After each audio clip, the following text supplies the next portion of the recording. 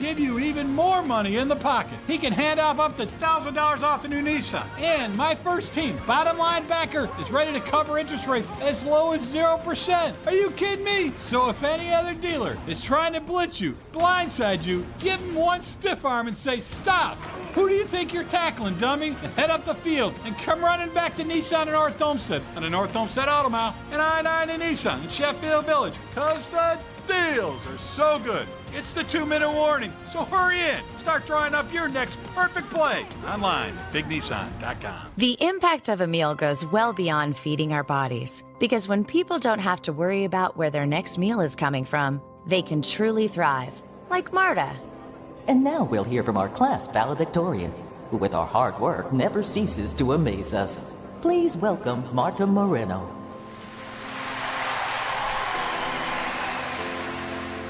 And Alex. Hey, Alex, how did the interview go? I did it! I got the job! I can't believe it! I knew it. Let's meet up later to celebrate. And Diego. Mom! I got first place at the science fair with my volcano project. That's amazing, sweetie. Congratulations. Because when people are fed, futures are nourished, and everyone deserves to live a full life. Join the movement to end hunger at feedingamerica.org/actnow. feedingamerica.org/actnow. A public service announcement brought to you by Feeding America and the Ad Council. From the 1-800-HURT-NOW Traffic Center. Hurt in a car? Call KNR. Brought to you by Home Genius Exteriors, the genius choice in roofing, siding, and exterior solutions you can trust. Call Home Genius Exteriors now during our summer savings event and get 50% off materials for your new roof. Plus 0% APR and no payments till 2027. Call Home Genius Exteriors at 855-UR-GENIUS. See website for details. We've had some earlier issues on I-90 eastbound overnight, but those should be getting cleared up as you start to make your way towards downtown Cleveland this morning. Jeff Thomas, Odyssey Cleveland Traffic. Broadcasting from the 92.3 The Fan Studios, fueled by True North Convenience Stores. The Browns preseason kicks off Saturday against the Bears. Touchdown! Kick off Saturday at 1. We're your home for complete Browns coverage all year long. WKRK-FM and HD1 Cleveland Heights. This is the radio home of the Cleveland Browns. Oh, what a catch! We are Sports Radio 92.3 The Fan. An Odyssey Sports Station. 92.3 The Fan, 2020 Sports. This 2020 Sports brought to you by Brunswick Automarts. Get a $1 down lease on any new 2026 Ram or shop 8 certified brands with over 400 pre-owned vehicles in stock today. Browns have Deshaun Watson started quarterback this Saturday for the preseason opener in Chicago. Head coach Todd Monken, if Watson has to alter his style of play and that he's back after a long time out being because of injury. I think you have to be who you are, because if you try to be something you're not going to play at the highest level of your skill set. It's just the way it is with him. He utilized his athleticism in order to play at the top of his skill set. Can he learn how to slide? Of course. Can he get better throwing the ball away? Of course. But one of his superpowers is his athleticism. I mean, that always has been. So you can't take that away, or you're basically taking away a part of what made him special. It's going to be the first game action for Watson since he tore his right Achilles back in October 2024. Coach Monken looking for Watson to play the first half. Stuart Sanders expected to play the third quarter and then get the start next weekend when the Browns entertain the Buffalo Bills at the stadium. Guardians knock off the Tigers last night 6-4. Joe Adele, 2-run homer, going deep for the second straight game. Guardians snap a 3-game losing streak. Angel Martinez had 3 hits, including an RBI double, scored a run. Foster Griffin picked up his first win as a Guardian. 5 innings, gives up 3 runs, only 1 earned on 4 base hits. Cade Smith picks up save number 31 on the season. Guardians being the Tigers, really the only good news for Cleveland in relation to the AL Central last night. Guardians a half game behind Detroit for second place. However, they also stayed a half game behind Minnesota. The Twins top Baltimore 7-5. The Guardians also stayed 4 games out of first. White Sox blanked the Reds 5-0. NBA announced its schedule for MLK Day. The Cavaliers will play host to the Detroit Pistons January 18th at noon at Rocket Arena. The announcement comes as the Cavs not included in opening night or are for Christmas Day. The full NBA schedule expected to be announced this afternoon at 3 o'clock. And now find 92.3 The Fan on YouTube. Subscribe to our YouTube channel for the best content from our shows each and every weekday. That's 92.3 The Fan on YouTube. Headline sports news every 20 minutes right here on 92.3 The Fan. From the University Hospital Sports Desk, I'm Jeff Thomas. Up next time for the Ken Carman Show with Anthony Lima here on 92.3 The Fan. right now I anticipate in all the preseason games our guys will play. Training camp headlines don't take a break. Hear all the latest from Todd Monken before every practice. Our plan is everybody will dress and they're going to play. Right here on your radio home for Browns football. 92.3 The Fan. The Ken Carman Show with Anthony Lima. I mean, we're going to see both of them. I mean, one's going to start this week and one's going to start next week, right? And we're going to play about a similar. I'd like to see the quarterback play a half and get a 2-minute. We're going to do everything we can to try and get a 2-minute, right?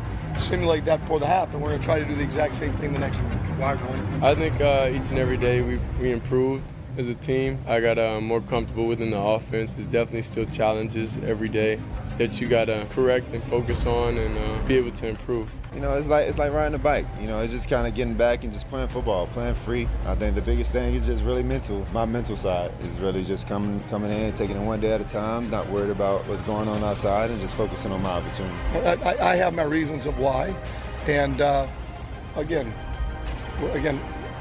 it's really not that big a deal because they're both going to play in the 2 games. So in both games, just more than one in the other, and one's going to start the other. This is Cleveland Sports Radio, 92.3 The Fan. What'd you just say before I turned the mics on? Coach said not that big of a deal. Is it not that big of a deal? I actually think it's not that big of a deal. Whoa! Yeah. Tone! I actually think this is really good for Shedeur Sanders. Whoa! Tone! Well, just the way... I'm up against the ropes here. Just the way that everything is played out. Like, do you think one has massively outperformed the other? I don't know. I'm Hurricane camp? Peter McNeely right now. This is... Keep laughing. You got me in your cocoon. Keep laughing. Keep laughing. Keep laughing. Do you think, Kenny, that one has really outperformed the other in any kind of defining way? No. And I know that the accounts online, like I see them every day. Don't matter. The people that are all invested in this, because I've seen some that have been there every single day that are running fan accounts, and some of them that are attached. Mostly, let's be honest, the Deshaun Watson fan accounts are gone. Like, this isn't 4 years ago, 5 years ago. They're all gone. And Shedeur still has a bunch of them, and they're showing only his highlights, but they don't show the Watson highlights. Like, it's very slanted. If you just looked at social media, you would think Shedeur is crushing Deshaun Watson. But you've been there. Has that been the case? No. It seems it's been like pretty even, and depending on what you feel about the quarterback situation, it's been pretty evenly not great. And it seems like I'll see you in April. Shedeur's been more consistent. Yeah.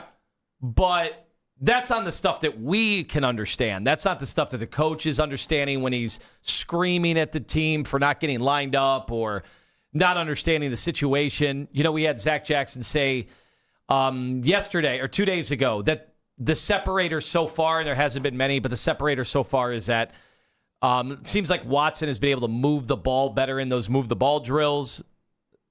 Maybe Shedeur's been better in the stationary drills, but that's not really football. No. So either way, I don't think either has differentiated themselves in a huge way, and that's why, to me, it's good for Shedeur, because if Shedeur just plays better in these preseason games, I think he's a starter. And that could absolutely happen. Like, I think it could be legitimately down to just this now. I understand what you're saying, but there's something that, we're trying to find hidden meaning in all this. Mm-hmm. And I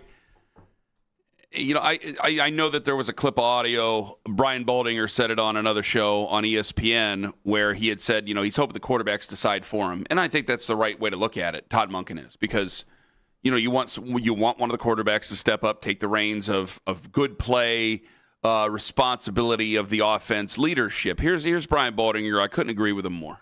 I was in Cleveland last week, Pat. It was Shedeur Sanders' day. They've been rotating days back and forth. So Shedeur took all the number one reps when I was there. He looked good. Todd Monken wants the quarterbacks to decide it. He doesn't want to have to make the decision himself. The play of the quarterback should determine. The players are going to know who's the best quarterback, the best option for the team is. You can't lie to your team. And so he wants the quarterbacks. They've rebuilt the offensive line. The line is trying to figure it out and get together. You always want to see the starting quarterback have a chance with the starting offensive line. And that's something to be determined as they build this offensive line with George Warhop and Bobby Johnson, the offensive line coaches. That's what they mean. Force me to play you.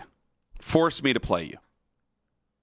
And I think that that's what Todd Monken wants. I don't think that that's what he's going to get. Because you're looking at it very black and white, and I'd love to look at it black and white. I love things simplified, okay? I guess I got to be the one that gets dramatic about it, and I apologize to everybody. Go ahead. Because there's that preseason game next Saturday at home against the Bills, but there's also the joint practice. And a lot more people are putting in meaning to the joint practice. So don't come after me here, but you can already see what could possibly happen next week where it's like, well, Deshaun Watson took all the reps in the joint practice. Shedeur Sanders is going to start. Is he really playing the starters in the joint practice after or playing the starters in the preseason game after the joint practice against the Bills? Because historically, we have had more emphasis on joint practices here over the last 5-6 years, but historically, that's been the case where whoever's in the joint practice starting the most is the guy who's the starter, and then whoever starts that preseason game after the team that you're practicing with, because you usually play that team, is the backup. Yeah. See, I know that's going to open up a can of worms. I'm not saying now that's the case, but I think it's something that needs to be considered next week. We just have to be understanding of this. Yeah, well, how has Coach clarified how much time Shedeur is going to get in Chicago on Saturday? I wish I could tell you. I bet he did, but I did not. Okay, because I do not remember hearing the clip. One will play the first half, the other one will play the second. Okay, there we go. All right, in the second half or the entire second half? I took it as the entire second half. Okay, there we go. So that's what you get. So so do you think it'll even like let's say they both play okay? Because remember, you're going up against Deshaun's going up against the backups mostly, I think, from what I've seen out of Chicago. So Shedeur has a chance to play really well because he's going to be going up against nobodies. Now you could say, well, is he going to be playing with nobodies? That'll be interesting to see how Todd arranges that. Yeah, but I still think, and this is where I think every Browns fan has an argument. I do think that the decision will be firmly made. I don't know if it's going to be public, but I imagine that the decision will be firmly made on Monday the 24th. That's after the Buffalo. Yeah. Monday 24th after the Buffalo game, because you got that quick Thursday turnaround. I don't think you want to play your starter in that Thursday turnaround, considering it's a very quick turnaround there, and then you get a long time off to get your starter. Either maybe you want to give him a little bit just to get lubed up there on that Thursday because you're going to have a lot of time off, and you got one guy has played football, the other guy has played very little football over the last 6 years, for crying out loud, and then you're going to try to do something like that. Like those are some things we're going to have to take advantage of. What did you just say before I went off on that little tangent there? Well, I was just trying to figure out the rep allocation for those preseason games to see if it would matter if Shedeur plays really well against the backups. That's the thing. The JV team. And I know we talked to you. I know I brought up to you a couple times the other day, like kind of almost in passing, of which game would you rather start? Like, hey man, we've had a situation before. Again, Brian Hoyer, preseason game 4, meaningless preseason game 4 against the Bears years ago, the Jerry Angelo special, where he went out there, lit it up. Basically forced himself on this team, and then because of his attitude and his professionalism, got him into the backup role instead of that third team emergency QB role. Because remember, he supplanted Jason Campbell, if I'm not mistaken. So, like, you can make a difference on a team that's looking for play in that position. So, like, if Deshaun Watson goes out there on Saturday and is whatever in the first half, and say Shedeur is even whatever in the first half or second half, and then you go out in game 2 and Shedeur just lights up the Cleveland sky, and the fans are getting excited because I got another theory about this. Not a theory, but I'm picking up what everybody's putting down here, guys. I saw your emails, I saw your messages and tweets and everything, and texts even. I'm picking it up, and I'm going to say it here in a second. Like, Shedeur, you want them to force you. You want to force them to play you. Shedeur could possibly force them to play him. And it could be where, hey, if you can intend on Deshaun Watson starting. Like that, I don't think has changed. We told everybody back in January to be ready for that. Here we are. I do believe that he intends on starting Deshaun Watson. But and we'll find out more in the joint practice next week.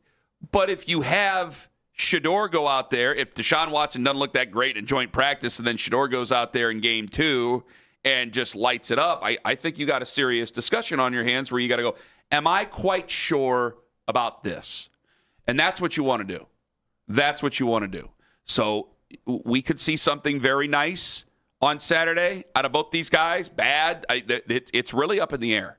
It's really up in the air because they've had their good days. They've had their really, really, really, really, really bad days. And a lot of the bad day stuff is stuff that should really – I don't think it should scare Browns fans because I think a lot of Browns fans are like, yeah, well, if these guys don't work out, see you in April. But it is certainly concerning where, you're having problems pre-snap. And both guys have had problems pre-snap. Both guys have had problems, counts, things like that. It's cadence.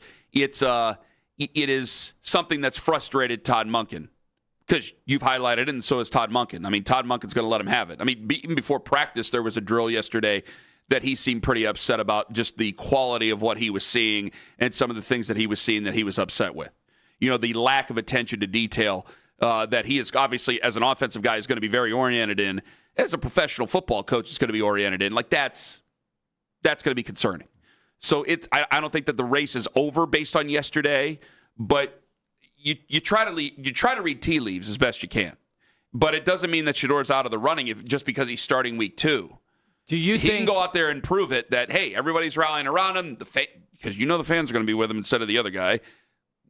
He can make his case. Do you think if Deshaun Watson plays well on Saturday, something we just haven't seen in so long, if he goes out and plays well again against probably the Bears backups, whatever, do you think that will solidify it? That will end it? There's really nothing Shedor can do the following week? Saturday? Yes. No.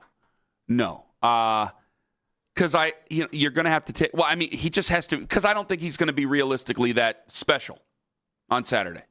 I'm asking you if he is, though. If he's good. I understand that, but if Monken works the Monken magic and treats the preseason game like it's a regular season game while the Bears are just kind of playing their backup. I understand. Well, I think that's going to be taken into account because you just said what I think a lot of people are going to say to us on Monday if he does do that. But I just don't think it's extremely realistic of what you're saying.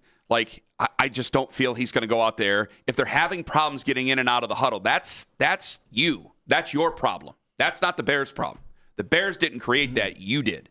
So if they're still having problems getting in and out, which is something you're gonna have to be paying attention to that TV and seeing everything that they do because that is self-inflicted. And if it's self-inflicted, then I just don't see it to be a very realistic thing. Because they could go out there and he's a good athlete. He could get lucky or create his own luck because he's an athlete.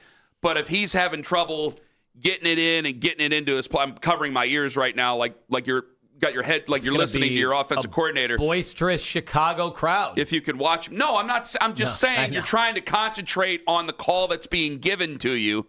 It's going to be so loud in preseason game number 1, guys. You have no idea. If he's having trouble giving that information to his team, they're staying in the huddle too long. We're having false starts. We're having problems with guys not in motion because guys don't know because maybe you're having situations where the quarterback don't know. Like, these are things that we won't see on Saturday. And we haven't seen in practice very much unless it's been reported or unless you've seen Todd Monken losing his mind over it during practice. So I don't think it's over, but there's no doubt I think it trends towards Deshaun Watson. 216-474-0092. I don't think that's hard.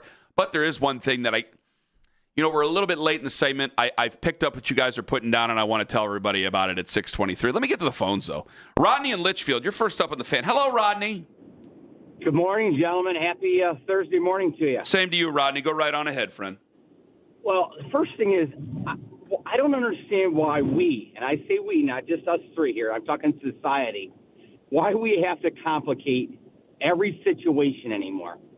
I mean, we got to complicate the guy that's going to play. It's not the Guardians where they have to make a decision if they're going to bring a rookie up or a guy they just paid $7 million to. This is a different situation. I understand Watson's got a $30 million contract. I don't think Mudson cares if he's got $500 million contract. I love what the guy's saying. And I'm not going to say he's going to be a good coach. I thought Jasinski was going to be halfway decent. But this guy tells you, do you hear him throwing any punches when he's saying stuff? He sounds like he's coming right from the cuff when he says, we got to be better at pre-snap. Whoever plays the best is the guy I'm starting. I believe everything he's saying. He's got me sold on what he's saying. The reason we tend to overcomplicate this is because fans really don't like the other guy. And so they want. Disagree with that. Yeah. I don't disagree with that. We want to win. We want to win, man. It's been 30 years. See, you're giving the reality of what it is, and I just don't think that winning is going to happen this year. You're giving the reality of what they're talking about in the building. You know, I have to feel what I have to do my best to feel what the fans are feeling and talk about that, as well as what's trying to go on in a locker room and figuring out a dollars to donuts comparison between these quarterbacks and what Todd Monken wants to do. But, you know, I'm on the radio with you, Rodney, and there's plenty of people, they saw that yesterday, and they don't like the guy who's starting on Saturday, and they came up with their own theories that I'm going to wait until 6:23 to tell everybody about, because I think that they are validated in their feelings. Well, and that complicates things. One thing about this ownership, and it says a lot about it, if they're still playing for April, we need a new owner. We need an owner that wants to win today and can make decisions today to win today. And I haven't seen that the last 5 years. Rodney, Rodney, I mean, good God, you're talking about, thank you for the call, when you trade 3 first-round picks and give a guy $230 million, you're talking about winning for today, bud. I mean, we're just mad because we're setting up this season. I'm not happy about setting up the season for 6 wins or 5 wins like Anthony says. It's what's in front of us here. And we have to understand this or you don't have to understand it. You could say, I don't have to accept the damn thing and I ain't coming back until next year. That's your right too as a fan if you want to do it like that. It is a good time to sell your team in professional sports, apparently. Could make way more. Boy, the NBA's doing so bad, and they sold a team for $12 billion. That coming up later on in about last night. Coming up in 5 minutes, I've seen your messages. I've read your emails. I will bring this up. Your theory about what's going on in preseason game number 1, but especially the second preseason game. That's in 5 minutes on The Fan. Peter and Company Jewelers in Avon Lake. I got a theory for you. You want to be happy about things? Get on over to Peter and Company Jewelers in Avon Lake. PeterJewelers.com. Folks, if you're thinking about getting engaged, now's the time. If you're thinking about getting engaged, you got to get to Peter and Company Jewelers in Avon Lake. I've been telling you for years, and I've told you the great success stories for years. There's been people who have been listening. They're going, yeah, you know what? I'm going to get on over there to Peter and Company Jewelers. And here they are. They've been married for 5, 6, 7 years. They got kids. They've moved into new houses. They've upgraded their rings that they might have bought somewhere else. It's that simple with Peter and Company Jewelers. Family owned and operated. That means they know how to take care of your family to be. PeterJewelers.com. Since 1987, it's where Cleveland gets engaged.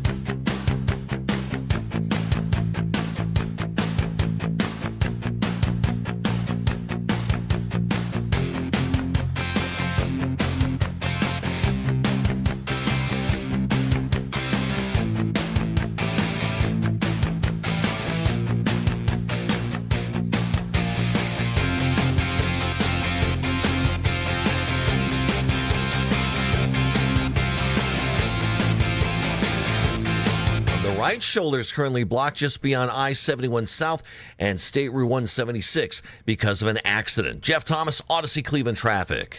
You can now watch The Fan live on YouTube. Catch the Ken Carman Show with Anthony Lima from 6 till 10 a.m. Baskin and Phelps 10 a.m. till 2 p.m. And Afternoon Drive with Nick Wilson and Jonathan Peterlin from 2 to 7 p.m. Each and every weekday. It's free. Subscribe to 92.3 The Fan on YouTube.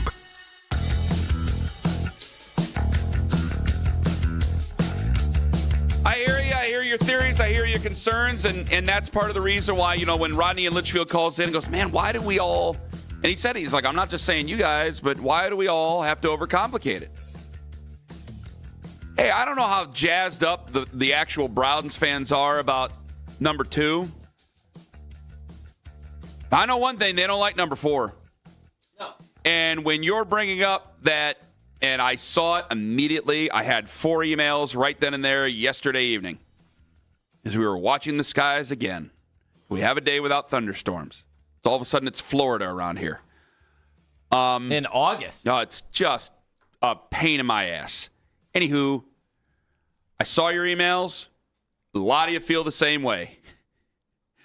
When you got to talk about not playing a guy in a preseason game at home because the home fans are going to boo him, you got to consider what it's all about. The same theory went in for everybody. They're not playing him. They're going to have him and I guarantee, when you asked me about the preseason game, and I said, well, if you have Deshaun Watson take the predominant snaps in the joint practice, and then Shedeur plays in that second preseason game, does that mean that Deshaun's going to end up being the starter? And so many fans are just like, well, they don't want Deshaun Watson to get booed in front of the home fans. Because do you believe that Deshaun Watson's going to get booed next Saturday? If he goes out there against the Bills? It would be first incompletion. And maybe even him walking on the field. When he hits the field. Yeah, but they probably would not make a huge announcement about, they'd probably just do the defense. Well, it's not like baseball. Do you have to announce that a new quarterback's coming in? Okay. Because you have to in baseball. Players enter and exit the field every snap in football. The only thing you have to do is announce that tackle eligible. Tackle eligible, tackle yes. eligible. Correct. But that's... You got to rub your chest. Yeah, Mr. covered. Official, I'm eligible. Boy, that's interesting. No, there's not going to be that many fans. It's a preseason game, so it's not like it's going to be 67,000 in the ballpark on next Saturday. But it's also not, and this is kind of a key for who's been going to these games over the years. This is like the 537 section come to life. Correct. The whole stadium is 537. And if you've ever been to a preseason game and had a 537 ticket, a lot of times they will come get you and go, no, you can go down to 137. And when you have fewer people, you can kind of hear their words more clearly. Oh, yeah. Yes. Like you could, when it was Ric Flair's woo wasn't that big in the 90s, but when it was the 90s and there was 40,000 people in Jacobs Field every night, like you just heard a roar of a crowd. But later on in life, you can hear the woos at 11:30 at night after a rain delay, pretty crystal clear, and a lot of things being said to a lot of different players. And you might hear that coming up next Saturday and even the Thursday after. So those are things I guess I would say you have to take into account, but I don't think you want to take into account. But this is what makes this year so bizarre, is that you have a guy that I think is likable to the fan base, but I think that a lot of fans are like, okay, fine, whatever, let's move on, and we'll see where the season goes. Maybe I'm wrong on that.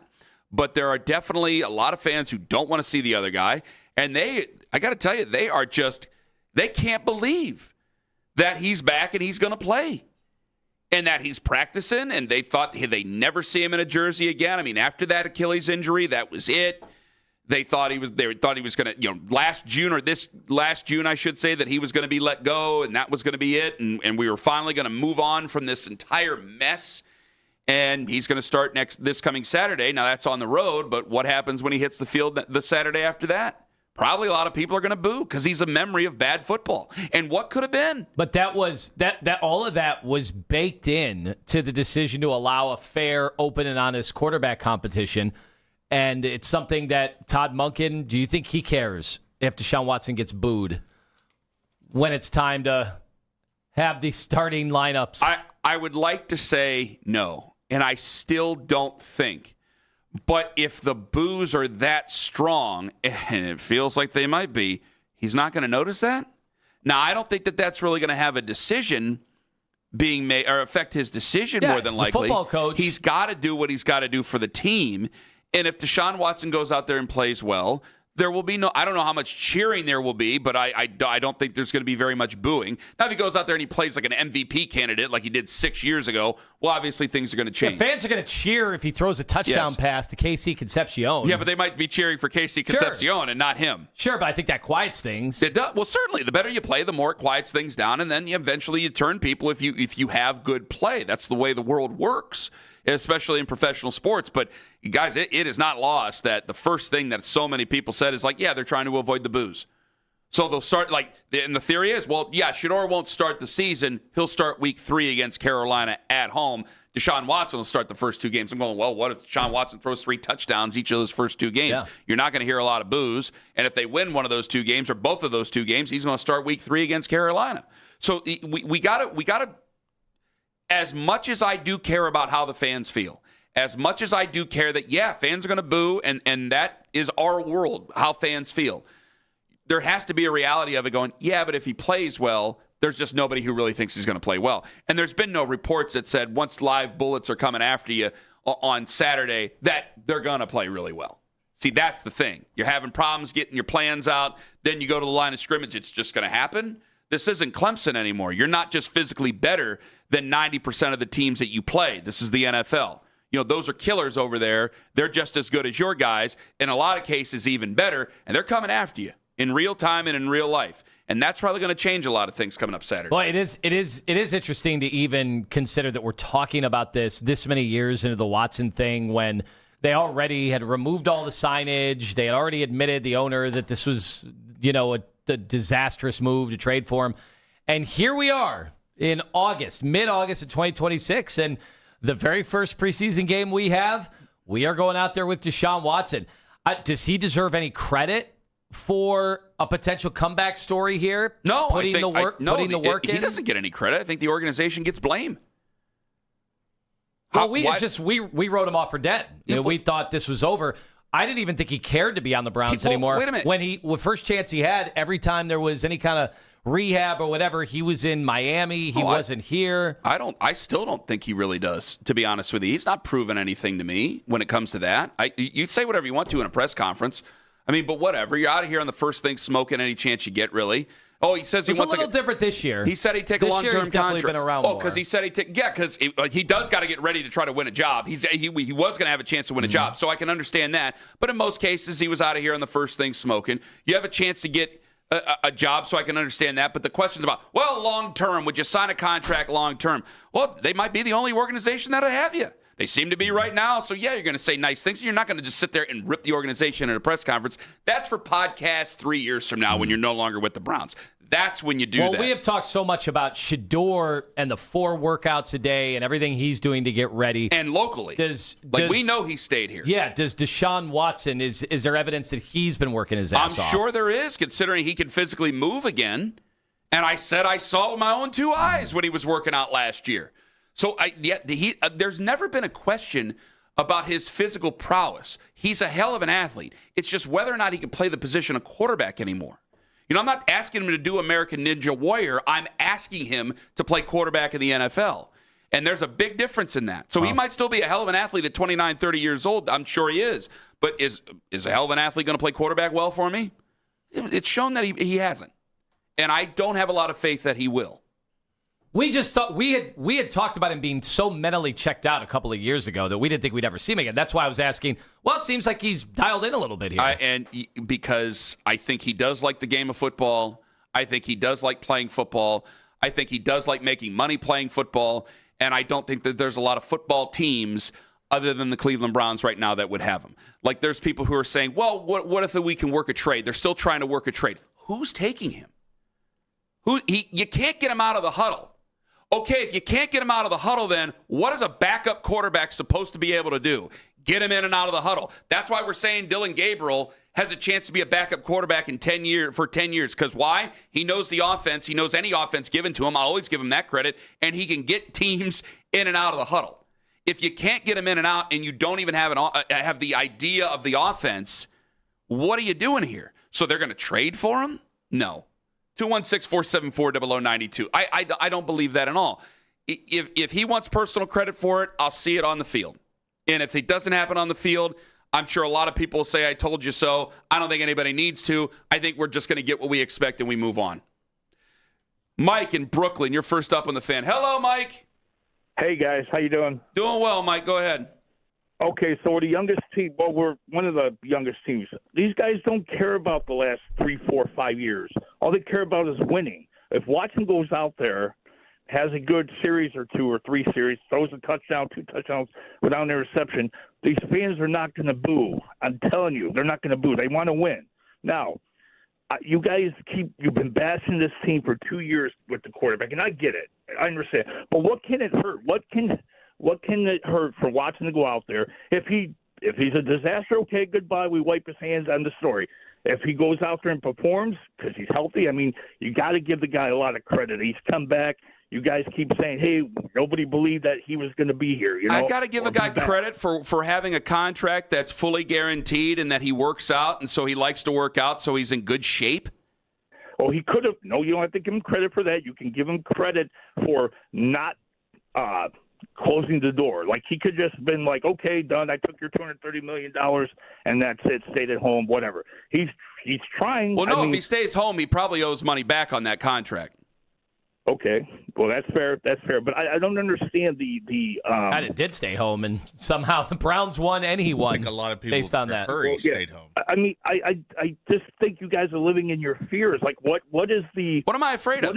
I'm afraid of losing games, Mike. Well, you do sound like you're afraid of him getting booed and the impact of that on the football team. Oh no, for I'm not afraid of that. Game. I'm not afraid of that whatsoever. I'm not. No. I don't. If I'm afraid of something, I'll tell you I'm afraid of it. I ain't afraid of anything. What, I'm afraid of losing games. I'm afraid of him being booed. Why am I afraid of him being booed? I'm just telling you what people are sending ever since they announced it last night. Well, if there's no reason to be afraid by it, then who cares if he gets booed? Right. I think the organization would care if he gets booed if they're going to lose games and they have a guy out there that they don't like. But if Todd Monken's the head coach, he can make the decision. I've always said I support Todd Monken in whatever decision he has to make because he has to be responsible for 53 people on the roster, not for 60,000 in the stands. But if he wins football games, who cares, right? Do you think he's going to win football games? I believe a healthy guy with a mental head in the game. I think he can do it. What has told us over the last 6 years that he would? Well, why do you keep? What does that matter? What the last? Because it's been a long time since he's won games. I understand that, but today we're talking about today going forward. What if he wins games? I mean, there is a comeback player of the year award. Not that he's going to get it, but that there is an award for this type of situation, right? Well, listen, Mike, I'll meet you halfway on imagine? This. Thank you for the call. What a season it would be if Deshaun Watson's up there for comeback player of the year. I'm not going to be nasty and dismissive towards Mike. I'll meet you halfway. If he does it, I'll admit how surprised I'm going to be. But I'm not going to I'm not going to close my eyes and close my ears and put my fingers on my ears and not pay attention to the last 6 years of not so great times. Or I should say the last 4 years with the Cleveland Browns of really bad times. The odds are against him. We can't get out of the huddle. We're throwing a bunch of picks. We don't know where our wide receivers are going. We drafted wide receivers. You took a first-round guy in the second round to pick 39. All we do is, of the positives, we rant and rave about these wide receivers.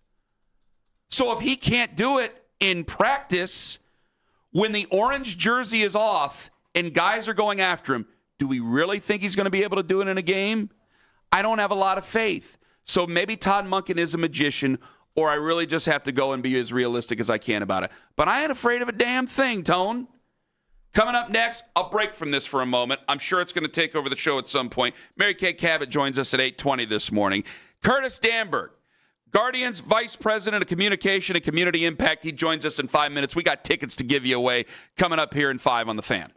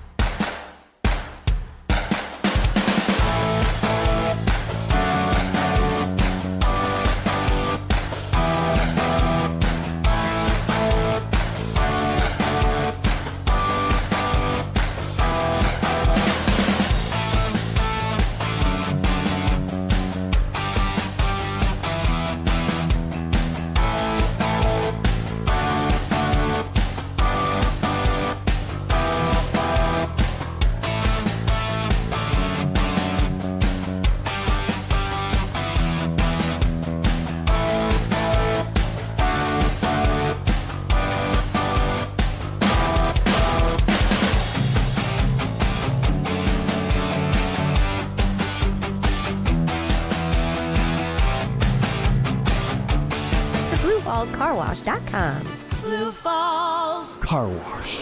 Still some problems for folks heading towards downtown I-90 eastbound as the right shoulder is blocked at I-71 South and State Route 176 because of an accident. Jeff Thomas, Odyssey Cleveland traffic. On the road this summer? Get the most live sports talk in Ohio on 92.3 The Fan. Or binge our podcast on the Odyssey app.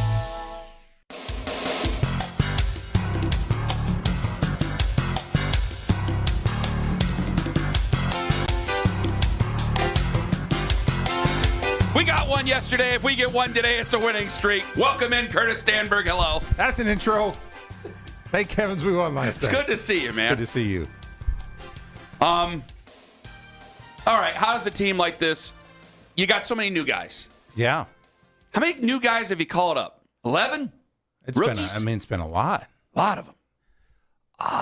How do you get them to? I think that's what they're working through right now. Is what is the team identity? I mean, we got rid of and sent down Daniel Schneeman and David Fry, key cogs to that clubhouse, and we've brought in new talent and new people. They're trying to figure out their way. So hopefully there's still time to put this together. We added talent. We went for it. You know, the fans saying, hey, go make some moves. We did. So we needed to come together, and hopefully last night was a good start. We got Guardians tickets to give away here momentarily. But I like the way that Chase DeLauder sounded yesterday, or a couple days ago, even after the loss. Because it was like, hey, the younger guys, we're going to press, we're up there. Because we've been making that argument for Jose over these last how many years when they go to the postseason. Because it's like, hey, you always got a young team. It's going to be a struggle. Well, you got a really, really young team. You got a bunch of rookies out there. And I thought that Chase DeLauder all of a sudden sounded like a veteran. Yeah. Like a grizzled veteran there going, hey, we got to do this, this, and this. And I just thought he came across really well during a very tough time for the Guardians. Yeah. I think that's good. Think about this kid. He hasn't been playing long, but he's matured quickly, and I think that's what we're starting to see. And I think offensively, we're having opportunities. So I think the bullpen obviously struggled here of recently time, but put it together last night, and hopefully we can get on a run. It is interesting to see, too. I saw this from Andy Jardy last night, that all the offensive numbers, as poorly as the team has played, the offensive numbers have gotten the jolt that you would be hoping for, after the deadline. The runs per game since the deadline, they're 10th. Their average is 9th. On-base percentage is 2nd. BAPIP, Kenny's big BAPIP guy, has been since he was born. I've been screaming about it off the air for years. They're 8th. So all of these numbers that they were in the bottom third, really bottom 5th of the league, they've all jumped ahead forward, but then other things have kind of collapsed. And it does stand to reason that they remake this clubhouse, which we kind of gloss over it, but it doesn't happen in the NFL. It doesn't really happen in the NBA that often, where you get this kind of turnover. And in baseball, there's just new guys in. Oh, hey, nice to meet you. Hey, I'm Anthony. Nice to meet you. Like, that really does happen in baseball. But we don't, as fans, think about it in terms of impacting a roster. And, they still have a stretch run here. They got 40 games here to try to play much better baseball than they have. And we're right there. And, you can't rely on what happened last year. We need to rely on the now. But we have plenty of opportunity. It's weird that we're going to play National League teams here this weekend and next week. But that's the deal. So play who schedule and go get them. Hey, this is what it's all about. Curtis, what do we have coming up? Because you brought in the hot dogs, and there's nothing I like more than a hot dog at 6:40 in the morning. It was delicious. What do we got coming up here in this next home? This is Rock and Blast weekend. So we've got the 20th anniversary of us doing this show. And for those that aren't aware of what it is, it's like a grand finale for 25 minutes, synchronized to music and graphics on the scoreboard. Y2K is the theme with the 20th anniversary. We're doing that Friday night and Saturday night. Only a few thousand tickets remain for both games. But Friday, you've got $1 dogs, $2 beers, Rock and Blast. Saturday night, you've got $2 beers, Rock and Blast, and this cool sling bag, City Connect. Let me see this. I noticed it a couple of times, and I was like, how do we get one of these? How cool is this? It's like something I'd keep boozing. I'm not condoning such behaviors. I know you can't. I just assumed that was in there right now. Let me see that thing. I'm going to turn this thing into In the Kitchen with David on QVC. Go ahead there, Tone. I'm looking at the sling bag right now. Almost said sling blade. It's very, you carry one in there. Biscuits in it. It's very sleek. I love the colors, and we love the logo on there. You know how we feel I'm about showing that it on logo. the YouTube right now. Curtis, you Good item. You know how we feel about Yeah, that I like logo. this. I like this. It's That a very logo. good item. And you can get, how many get this when they walk in? That logo. 15,000. So if you're one of the first 15,000, you don't even have to put it on Easy Pay. If you're one of the first 15,000 people in Progressive Field. Use coming up- Tootie. What day is that again, Saturday. Curtis? Saturday. And Rock and Blast. Rock and Blast is going on. You get this attractive sling Curtis. bag. Pre-game in the district, too? Pre-game of the $2 beers you can put right in your little bag. Oh, hell yeah. Did you do any real preparation for Y2K? I had a buddy, really good friend. His parents had, I swear they had 100 water jugs downstairs in anticipation for Y2K. We had a scrimmage last Thursday, and on the way home, my son asked me about it. He goes, did you guys, when Y2K happened, because he's 11, he was not around at all, what was it like? And I go, there was some people who really had a lot of olive nothing steam in the afterwards. grocery store. No, there was nothing.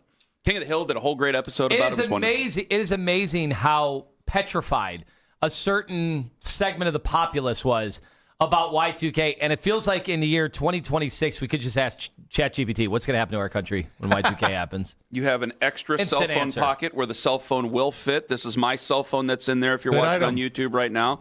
It's a fabulous item. And the first 15,000 that step into Progressive Field on Saturday, they get this very attractive sling bag. And again, it's Rock and Blast. And again, it's Dollar Dogs. And you have what is the party in the district again called, Owen? Pre-game. Can I say this? Well, unpaid testimonial. $2 beers, guys. I'll be there on Saturday for sure. I've had to do some traveling on this summer, and I will tell you this: even the regular beers that they have are still a better price than where a lot of them you're going to find at a lot of events. Unpaid testimonial. It's true. Okay, because I was surprised when I went over. I went to a game a couple Fridays ago with some good friends of mine, and I go, "It's only this much." I couldn't believe it was only this much. So it is a value. Curtis, a brother-in-law who lives out on the West Coast, went to go see Sandlot. They had it at Chavez Ravine. Oh, that's cool. They played. You know what wasn't cool? The actual prices for the alcohol. The first beer was like $35. What? Oh my gosh! $35. I'll show you the screenshot of it. It was absolutely ludicrous what they were charging for drinks. And I said, "See, this is another reason to come home, Jake. Come back to Cleveland, and you can actually enjoy a normal size beer in comparison." Oh my gosh! Normal price, $35 for a beer. What is happening? Did you get to meet Squints at least? They were there. They did an entire a round table Wendy there on the field. Peppercorn? Yeah, it was. He said it was a cool night, but the beer prices were outlandish. Bertram got really bad into the 60s, and no one ever saw him again until that event. Until that, we do have a giveaway, Curtis. You are giving away tickets. Let's give it away to caller number 8. Tuesday, August 18th. The Giants are in town. Reminded me of the old Mike Francesa calling. Caller 8, 216-474-0092. Your chance to win a 4-pack of tickets to see the Guardians take on the Giants on Tuesday, August 18th, 6:40 p.m., live at Progressive Field, not taped. It's live right in front of you. All courtesy of the Cleveland Guardians and Sports Radio 92.3 The Fan. Caller 8, 216-474-0092. Well, you're a good sport, I'll tell you, and thank goodness they won last night. Thank heavens. Because I can't just start screaming at Curtis. He's not the one who picks the players. We thank you very much. And they're fine young players, but we got to get it going. Curtis, thank you very much, Thank buddy. you. Go Guards. Vice President of Communications and Community Impact, Curtis Damberg, joining us in studio again. Caller 8, you can get those tickets right now, 474-0092. Coming up at 8:20, Mary Kay Cabot going to join us on the show. 7:45, $2 billion swing in 1 year for an NBA team, and you guys tell me that this league is struggling? And coming up in 5 minutes, Annie said it the best. And now it seems to be the sentiment. We're only a QB away. Ken Carman, Anthony Lima, live on The Fan.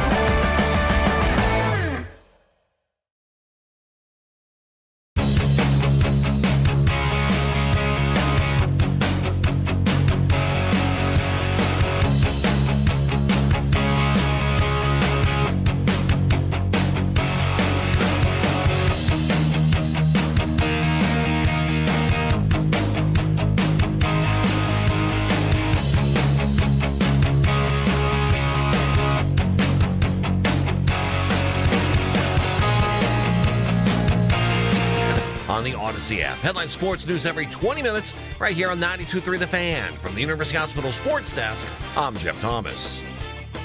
Right now, I anticipate in all the preseason games our guys will play. Training camp headlines don't take a break. Hear all the latest from Todd Monken before every practice. Our plan is everybody will dress and they're going to play. Right here on your radio home for Browns football. 92.3 The Fan.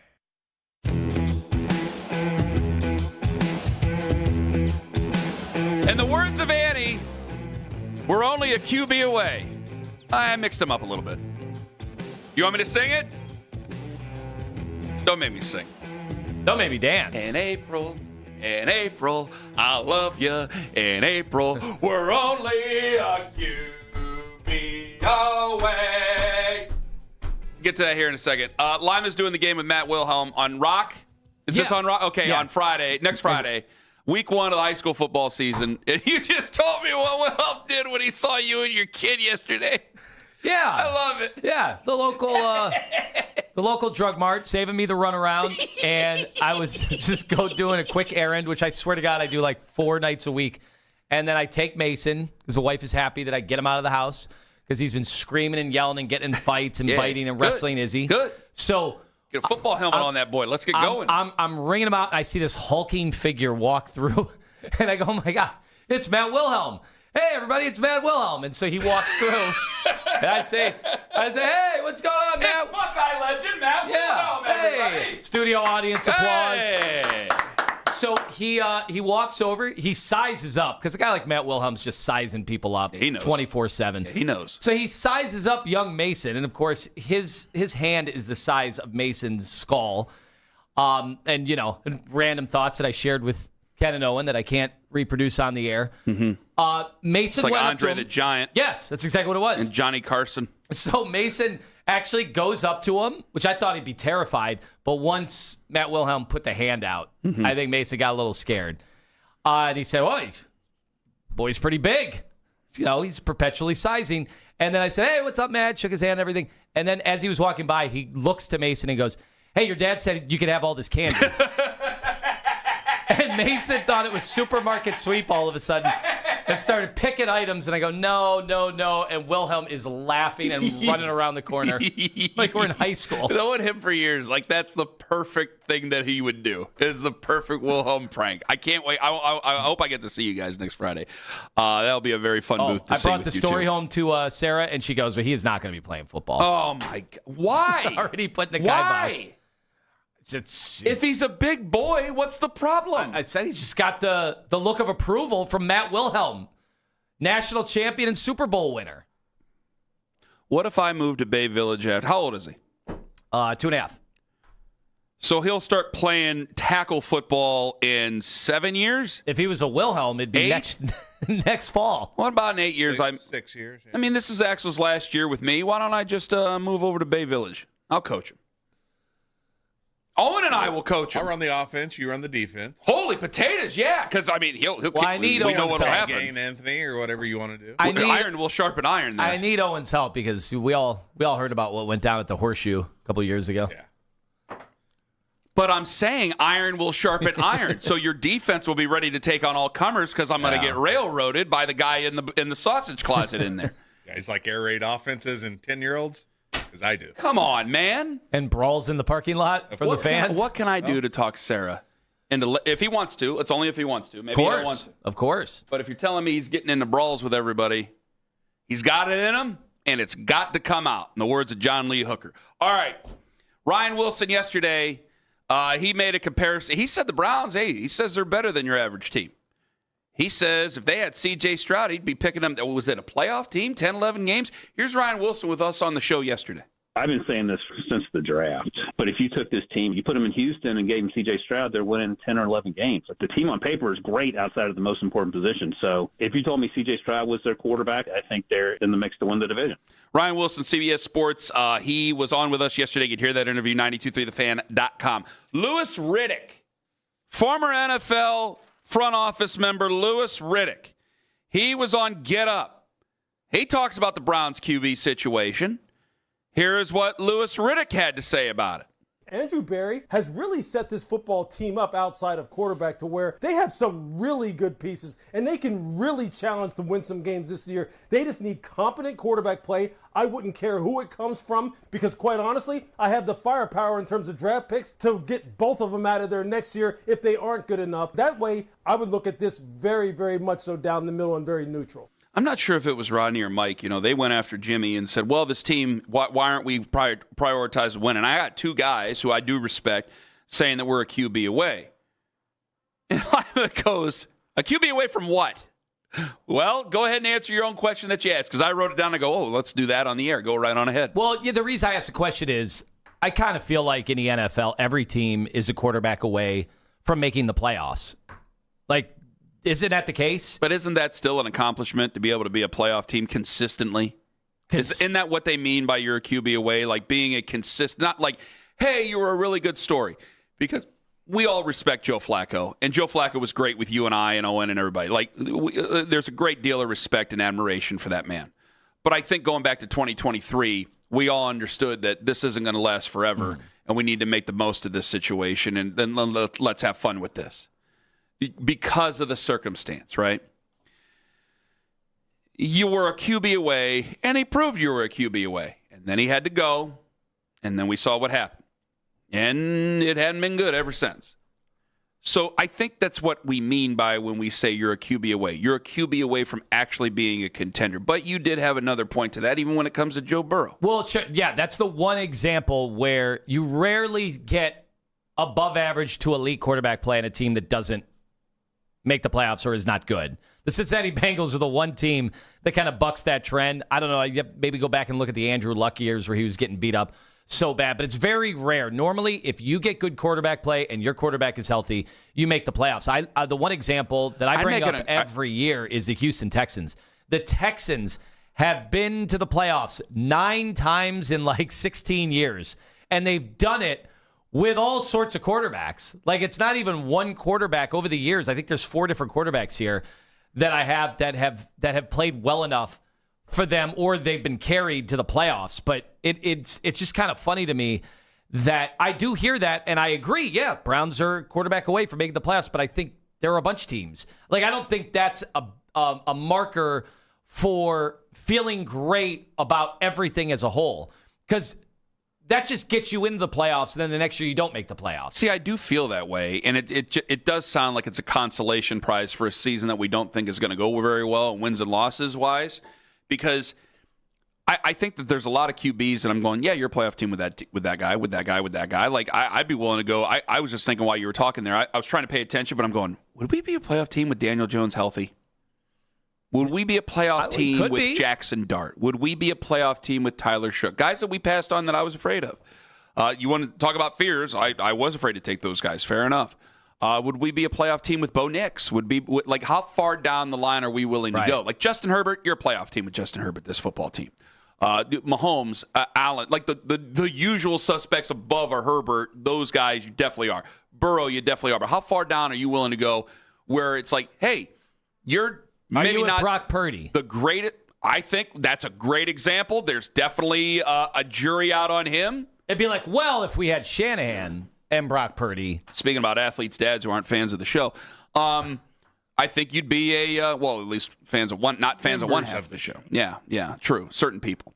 I think that Brock Purdy, I think we're a playoff team with Brock Purdy. Okay. I think that these guys are right. Now, it makes it that much more frustrating because you'll remember those words when we go and we don't play well. We don't win games. But I'm also a person that looks at it, and I can't speak out of both sides of my mouth. Who was I fighting you over this last offseason? Now, I can try to make an out of this and say, Kyler Murray was never coming here. Tua, it was never in the cards. I could try to do that all I want. But when you were giving me Malik Willis and I'm saying no, because my whole thing was I don't want it just fixed for the year or a chance to, I want it fixed altogether. I want to be a team. I want to go back to the old days. I hate to say it. I want to go back to when you know who was here. Because I'd much rather have arguments of, is he the type of guy that can get you over the top, or are you just a playoff QB? Like when Ryan mentioned C.J. Stroud, there was a lot of pushback. And I'm not just talking about Shador fans. Yeah, there was. There was a lot of pushback on that. because is he good enough to get you to where you really want to go, or is he just good enough to get you to a place that you're eventually going to get frustrated by? Yeah, Stroud. I think Stroud that's is the issue with a lot of Stroud folks. is a great barometer because we obviously saw him very early on when he lit up our defense in a playoff game. And what did we all think? Oh, my goodness. The Houston Texans are going to be good for the next however many years. They've got all these picks, and they got C.J. Stroud. And last year, C.J. Stroud regressed, lost all confidence, and looked like he should have been benched in the playoffs. Honestly, you can make a case that he should have been benched in the playoffs. I certainly won't go that far on that. 216-474-0092. They had no shot with him. Well, because I think it brings up a great question. What are you concerned about other than QB? Because I get excited by this, and I go, man, if we had a lot of these other guys, could we be that guy? And I think we could, but could we be that team, I should say? I have not seen this offensive line play against live talent yet this year. Well, I'll get a little bit of that on Saturday. I mean, I'd love to say, but I don't know. Spencer Fano, he looks like he's going to be a dude, or at least a guy that's going to fight for every single moment of his career. And I'm a big fan of Spencer Fano. The rest of these guys, there's a lot of questions here. Where's Ted? I mean, they're talking about Tevin Jenkins possibly at right tackle. I think Monken mentioned it even yesterday. You have, it seems that Elton Jenkins is going to play center. Where's Zion Johnson going to go? Where's Titus Howard going to go? Could he bump into guard? Like, there's so many different moving pieces here that can get your quarterback in a lot of trouble. And C.J. Stroud dealt with offensive line problems last year, and you saw what people felt about C.J. Stroud. So while I get excited about it, I go, yeah, to get to where we really need to go, where we want to go, where it's a consistent, where there's expectations, I still think there's a couple of more that you got to go through. I mean, you've brought in free agents, and I understand that Chicago was able to do it with free agents. You also had a number 1 overall pick and a very talented quarterback who ran for his life a lot of last year to make a bunch of plays last year. He's a very good QB. But I think there's a lot of things that need to play out here over the next couple of years, not just at that position, to put us in a position where we really want to be. And that's a consistent AFC North contending team that can win the division for the first time since '89, to be a consistent team that's talked about in the final 4 teams in the AFC, to be a team that could possibly punch its team to a Super Bowl. There's still several steps that need to be taken. But I won't deny that there's talent on this team, but there was talent on the 2013 Browns that I think finished 4-12. They had 6 Pro Bowlers there. So this thing can go away very quickly. So while I don't know how much this year is going to give us, it's still very important. 216-474-0092. Well, do you agree with Louis Riddick? Do you agree with Ryan Wilson? Because there was some serious pushback on Ryan's point. And I think maybe it was just because of the C.J. Stroud thing. There's some people definitely off that bandwagon. Are you in agreement that we're only a quarterback away? That you look at the rest of this roster, it's not even a focus as much on the quarterbacks as it is on the rest of this roster and some of the young guys that we're excited about. Do you believe we're only a QB away? That and there's little, if any, excitement for the Cavs this season, but there's one thing coming up this year that I've just liked more and more every time we get a chance to talk about it. I'll tell you what that is at 7:21 on The Fan.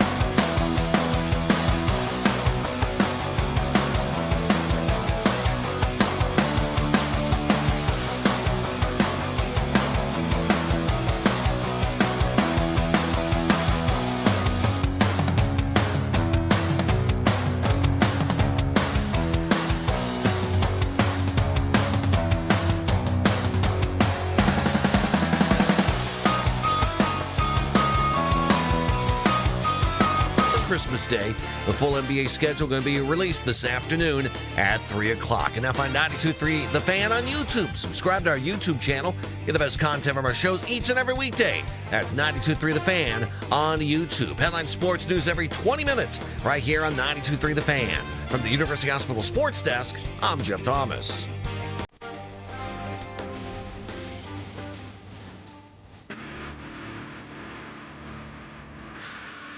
What the hell's in a preseason game? That in a moment. When this idea first came out, I hated it. I just thought it was pointless. I thought it was cooked up. I think there's things that they can do to make it better, certainly. But it's grown on me. It has grown on me over the last couple of years. There's very little excitement for the Cavs season coming up. So you know what? We got to get excited for something, because coming up November 6th, 7:30 p.m. against the Philadelphia 76ers. Folks, it is not just LeBron James and the 76ers. It is the first game of the Cavs and the NBA Cup. Hell yeah. You thought that just going up against LeBron James was a big story? Now you add that it's a cup? Let me take this a little further. November 13th, 8 p.m. at Miami, Game 2 of the NBA Cup. We're in group play, obviously, starting things off. I still can't make heads or tails of it, so don't ask me to explain you the NBA Cup. The only thing I know about cups is I like to fill it with Surfside Hard Iced Tea. They ask you to please drink it out of that cup responsibly. Anytime I'm talking about the Cavs. Yes. Coming up November 20th, 7:30 p.m. Against Indiana. I always want to call them the Indianapolis Pacers. Indiana at home, the Pacers at home. November 25th, 7:30 p.m. at Madison Square Garden to take on the Knicks. Where somehow tickets will probably be $10,000 each. That's all they keep talking about is how much the tickets are for all the Knicks games this year. Can I run this by you? Yeah. Does anybody in this room or anybody, I'm going to go to a couple people on the phones real quick here. I'm going to put them back on hold real quick. Paul and Canton, I'm going to put you back on hold. Do you think the Cavs can win the NBA championship this year? No. All right, I'm putting you back on hold. Tony and Canton, do you think the Cavs can win the championship this year? No. All right, I'm putting you back on hold. Tony from West Geauga High School, do you think the Cavs can win the championship this year? No, you don't. Owen out of Mounds, Oklahoma. Can I wait and see if they get Kuminga? Yeah, what's happening with that? What does that look for? He's a wing. They need a wing. We're all in agreement that they are not going to be NBA champions this year. At least we don't think so. We'd love for them to do it, but we don't predict it. Kawinga. Can I use this as kind of like a honky-tonk man intercontinental championship, maybe an Arn Anderson TV title here? It's like, hey, we're never going to put the big belt. Was Arn Anderson ever world champion? No, come on. Okay, no chance. We might not ever put the big belt on you. We might not ever put it on you for that. But can I at least try to look forward to maybe winning the NBA Cup? Is there anything there, or are you guys going to make fun of me? Listen, you guys scoff, but what happened last year in the Cup championship? Nobody thought the Knicks could win the championship, and very few thought the Spurs could. And the Knicks went to the Cup, beat the San Antonio Spurs, and it turned into what was a feature, looking back at it, it was a great tune-up for what would ultimately be the championship. Absolutely. Now, I've been a proponent, if you win it, you don't hang a banner. I'm not trying to hang a banner. Well, if you really wanted to get rid of the Nate Thurmond banner, that's your idea, not mine. Once you hang it, you can't really, unless we find out something bad about his history, you got to keep it. But maybe you could put it ahead of it, in front of it. Can we celebrate an NBA Cup championship? I don't know. The music says yes. Yeah, I don't know. Hell yeah, brother. They'll just play that music for B movies. That's an A-lister right there, man. I don't think people will be celebrating like crazy, but look, the media in the NBA has done everything they can to make this something. I've enjoyed it more and more every year. Most people, me included, kind of scoffed because the courts are different. They seem a little distracting. Some are better than others. The jerseys. But they do play this up as a big deal. And once the Knicks did it, then they made it seem like it was a really, really big deal.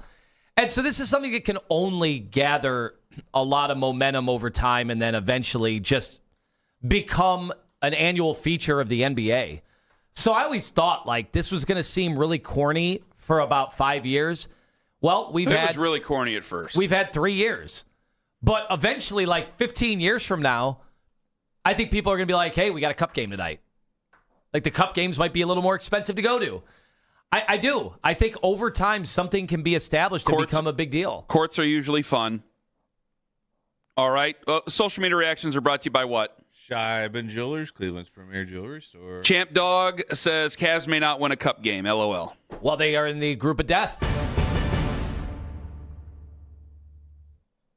They are in the toughest pool in the history. I mean, you guys are acting like the history of the Emirates Cup. You guys are acting like they're the 2016-2017 Cleveland Browns, guys. They won how many? 54 games last year, or 52? 52. They won 52 bleeping games last year, and guys. went to the Eastern Conference. They went to the Eastern Conference Finals. They were one of the 4 final teams playing last year. And yes, other teams made moves. And yes, the Philadelphia 76ers got LeBron James. And yes, we're trying in our bidding war for Preston Lacey. But we are. Who was it again? I'm sorry, I didn't even make that as a joke. Wait, who the hell are we trying to get on the basketball team? Peyton Watson. Peyton Watson.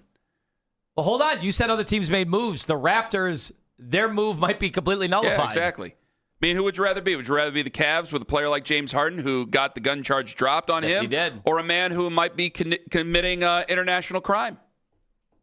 In Kawhi Leonard, allegedly. May not be allowed back in the country. Pointing that out. A man who might actually not be allowed back in. I was going to make a comparison about a filmmaker, but you know what? I'm just not going to go that far with it. You know, they did. We talked when they originally. Who else isn't allowed in the country right now? Owen Polanski. No, Roman Polanski? Somebody else other than him who's not allowed in the country. Owen, please, somebody find somebody. So I can compare Kawhi Leonard to that person. Hold on.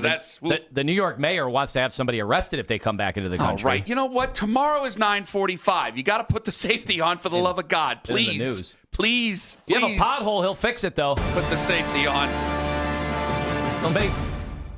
He'll make a video that costs about $20 million. That's true, man. You call up Mayor Business over there and try to get a pothole fixed. He's going laugh. I'm glad that we've had fun with this NBA Cup, but I've got to be the realist on the show because you two obviously just aren't.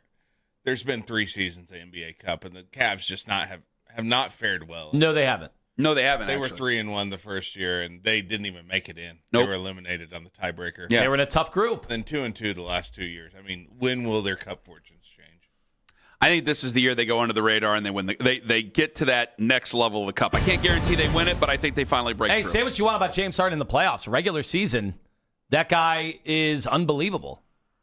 I got to have something to look forward to. If you guys all think that they're not going to win a championship, and neither do I, okay, so if we all don't think they're going to win a championship, it's a very expensive team that's very talented. They're just not as good as the best teams in the NBA. But it doesn't mean you treat them like an 0-16 football team for crying out loud here. They're good. They're going to go to the playoffs next year. And they're not going to win it. So I might as well, if I'm never going to have the big belt, I might as well be able to get the Intercontinental Champion. Honky Tonk Man signs a lot of autographs. There's a lot of people who like Honky Tonk Man. There's a lot of people who are going to really like the Cleveland Cavaliers in 10 to 20 years in this group. James Harden averaging 22.5 points per NBA Cup game. That's a lot. That's probably but last year it was 29.3. Oh, there you go. Boom. Harden right now is not technically a Cleveland Cavalier. Oh, my God, he's right. He's technically not on the team. Still working things out. You know what? Forget all of those nice things I said about James Harden until he actually comes back. Cavs schedule will get released later today. So whenever they say we think game 1 is going to be at Philadelphia, they just need to have this stuff sorted out by then. They got plenty of time. He's back. He's married now, right? I don't think he's married. No, he was at a wedding. Oh. And his girlfriend caught the bouquet. Oh, okay. Well, they just opened up another place over there by 271 if he wants to go by there. I see the billboard for it all the time on the way home. You haven't told me about this. You haven't heard about it? No. I haven't been to one of those places in many, many, many years. I swear to God, if I would have went, I'd have told you guys. Yeah. But I know that he's a big fan of them, and if I can wet his beak at all to make him come back, okay. We're trying to win an NBA Cup here, folks. People were pointing out trying to get the NBA Cup on the main stage. When he was at the World Cup, They were pointing out that it looked like he had gained a quick 25 pounds, but that's Harden's offseason. Yeah, he's a fluctuator. Evan Mobley puts on 15 to 20 pounds of muscle every offseason, and then he's back to looking like Evan Mobley once the season starts. Oprah went up and down for 30 years. Everybody loved her. Paul in Canton. All right, back to the quarterback situation. Hello, Paul. Hey, how you guys doing? You get a crash diet. Hey, you better watch it. What are you thinking, Paul? Well, this is what I was saying. If the fans, I believe, are correct in this case, if you're talking about Deshaun Watson, forget the baggage, $230 million, the picks that were traded out. You know, he was bad with Baker Mayfield's team. He's older. There's multiple Achilles injuries. You know, when you have a younger, healthier, cheaper, the last QB to play well, and most importantly, I'm trying to find out in the evaluation process if I need to use these picks for next year. Every time Deshaun Watson takes it down, it takes away from the evaluation process. Maybe Shador, the light comes on mid-season. Maybe it never comes on, so then you do that. I don't think – I'd rather just know. I agree with you. I'd rather just know. Like, we had a call earlier. Stay with me here for a second, Paul. Like, we had a caller earlier, and I think that Rodney – the caller from the very beginning of the show, I think he just wants to be done with the craziness and the intrigue and emotion and all the other silly arguments that are made that really don't matter, okay? And I sympathize with that. I respect that. And I think that maybe in some way you're the same way, Paul, and it's like, why are we dragging up old stuff when, guys, I like Shador Sanders, but I think we're drafting a quarterback in April, and I think we're drafting a quarterback high. But I'd still like to kick the tires just to be sure, right? Exactly. We're never going to re-sign Deshaun Watson. We're never going to do that. So it doesn't make even basic common sense. You know that, as I said, the team he had before with Baker, that Baker Mayfield got traded off of and whatnot, was better than this team, more experienced than this team. This is injuries ago. He hasn't played in years, hasn't played well in years. I am all for getting rid of all these quarterbacks and drafting a quarterback and bringing in another vet. But this Deshaun Watson stuff, if it's close, I don't even understand the lack of common sense to give it to the Deshaun Watson when it's close. Well, do you think we're a quarterback away? I sincerely don't know. You can have all the talent in the world. I remember when the Eagles had all the talent in the world, but their guts were bad when Michael Vick and Vince Young was backing up and all that stuff. And you don't know until they play together, and it's, all this stuff is just like rankings and stuff. It's just like, I think it was Sandoz rankings is just stupid. They had like Lamar Jackson top tier one time in his career, even though he has 2 MVPs and three All Pros. I don't care about any of that junk. What happens on the field? And from what I've seen, and then I'm not going to think about what happened before. Well, the best indicator of what someone is going to do is what they did. And so giving Deshaun Watson this tabula rasa of a blank slate is ridiculous. Paul, I think you're right in so many ways. I want to get to Tony and Canton, though, because I want to ask him the same question I just asked you. Tony and Canton, do you think that we're just a quarterback away? Yes, I agree. And I say that because even if we weren't in a spot this year where we weren't able to get the top 3 quarterbacks and Arch, Moore, whoever's going to come out of the draft, because we all know that changes every year, is going to be number 1, where you'd be able to use that first-round pick that you got from the Rams this year, go get a guy, and, we'll bring it up because you guys brought on Bashari, like C.J. Stroud, where then you can use that first overall pick that we have this year and be that team that put in that piece and be more than a contender for the playoffs and start actually fighting. Tony, I'm not ripping you for it, but I just don't trust Houston as far as I can throw them after what's happened here over the last decade. I'm sorry, friend. Like, if there's like, you can have a quarterback and it's going to cost you a first rounder. No, I can't make a deal with the devil twice, man. But but if you're saying the same thing, and a lot of people are, if you do believe that we're a quarterback away, hammer me for this. I'm asking you in there. Why, if we're just a quarterback away, then why aren't we seeing what Shador Sanders can do? Because I don't think the other guy can give us very much at all. And I don't hear a lot of people saying that he can, unless their last name is Watson, Why aren't we seeing what the other guy can do? Are you saying they should have just not had a competition and called Shedeur the starter going into this year?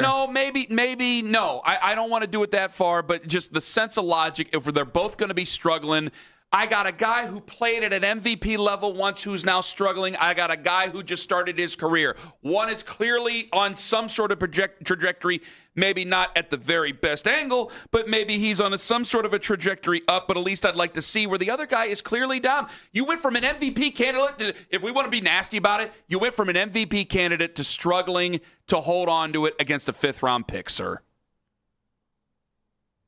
Is that as sobering and crystal clear as I can make it? Can I raise you another question? So if we're only a QB away, why don't we go ahead and kick the tires on the young guy? Because nobody wants to see the other one. Should they have just had Dylan Gabriel and Shedeur Sanders battle in a quarterback competition? I think there'd be a lot of people that said, yeah, hell, fine. Because you ain't going to... I understand they did boo one, actually, but you're really not going to boo either one of those guys.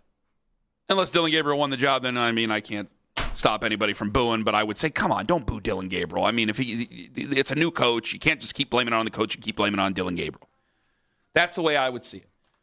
But I'm going, man, if we're just a QB away, then fine. Let's see what the young guy has. And if the young guy doesn't have anything, oh, yeah, there's a draft where we can get another good young guy who's probably going to have a great season, whether it be Dante Moore or any of the other guys that we mentioned. Dante Moore's name gets brought up a lot. And will get brought up a lot in November when they play Ohio State. November, correct? Mm-hmm. Coming up at 8:20, Mary Kay Cabot going to join us on the show. Coming up in 5 minutes and about last night. You want to make a quick $2 billion? I'll tell you how. It's coming up in 5 minutes on The Fan. Window Nation, you don't need to spend $2 billion on those windows. No, sirree, friendo. You don't need to spend $2 billion on them windows. In fact, you could save on those windows. It's a great investment. And when we use the term investment, we mean what? You want to make your money back. That's what an investment is. You can with Window Nation. Get 50% off all windows right now with Window Nation. Go to their website, windownation.com. If you need new bow windows, need new bay windows, whatever it is.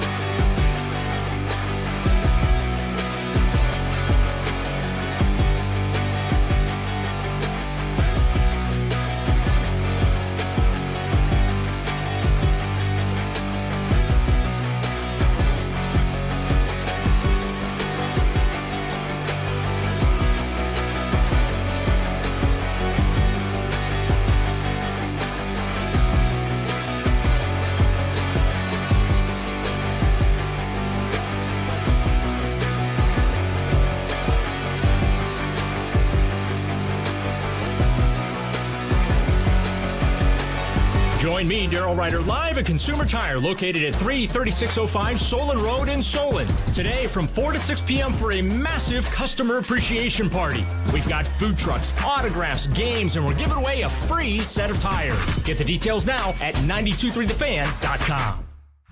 Deshaun Watson, Shedeur Sanders. The Browns QB battle is back.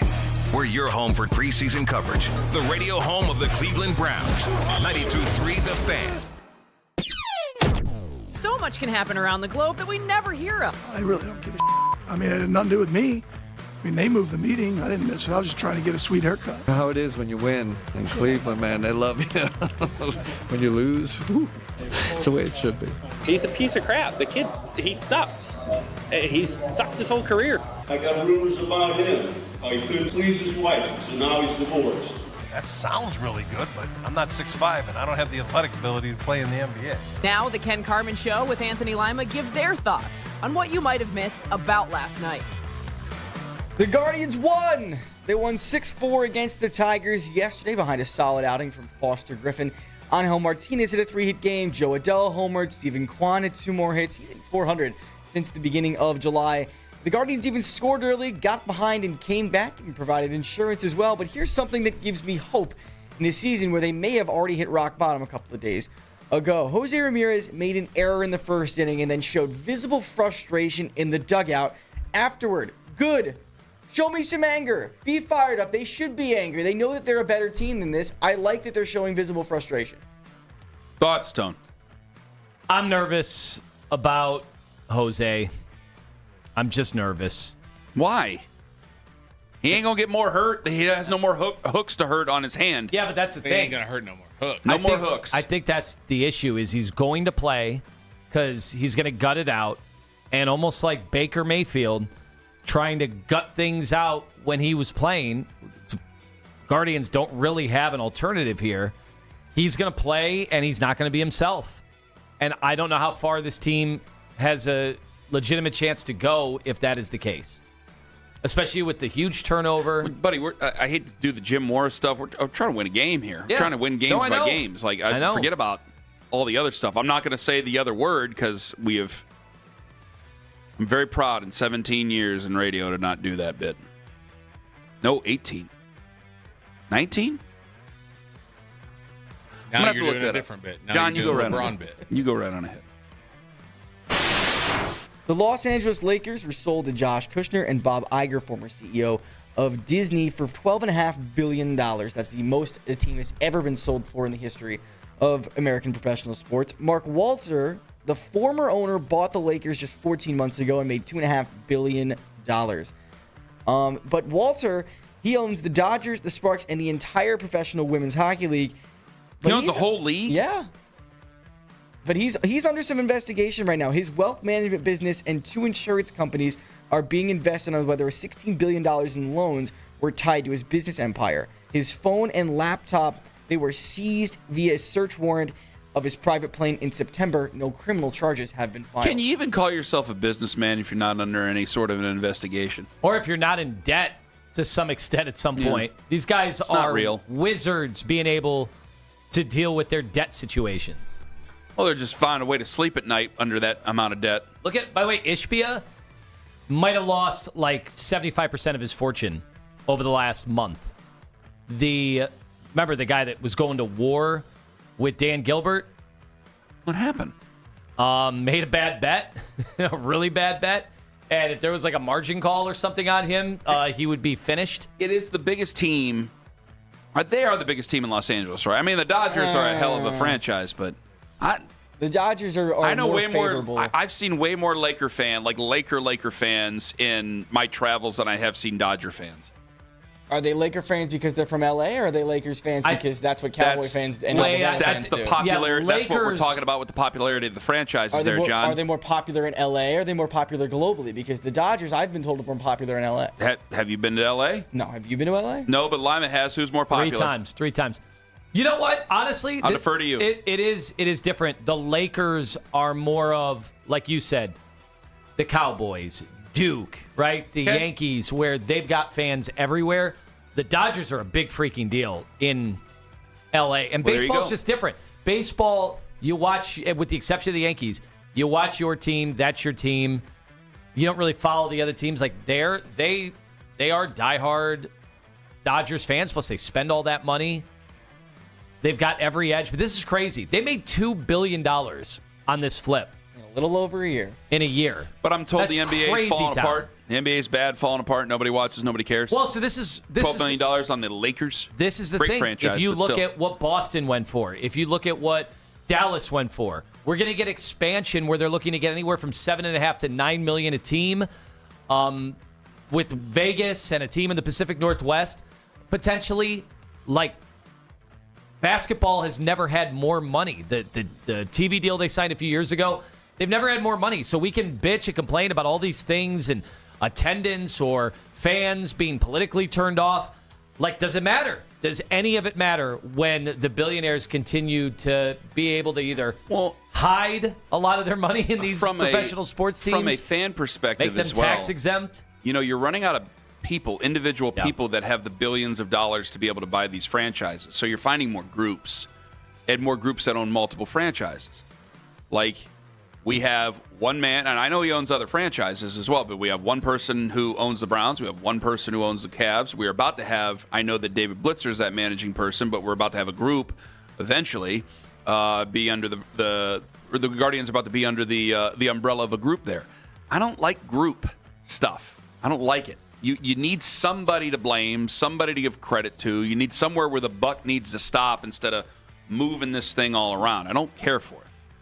But compare that to the meddling owner who it's a vanity project for them as opposed to a financial consideration. Do you think, though, that the meddling owner is more in tune as a singular person to care about what the fans feel instead of a management group? Yes, but then that comes back to haunt you when it's like, yeah, you know what, we're going to draft Johnny Manziel, and then we're going to push him in a competition. There's always going to be a negative to ownership. Right. That's what's ownership, and we love these teams, but we can't afford them. They own the things, and I have to go with the lesser of two evils.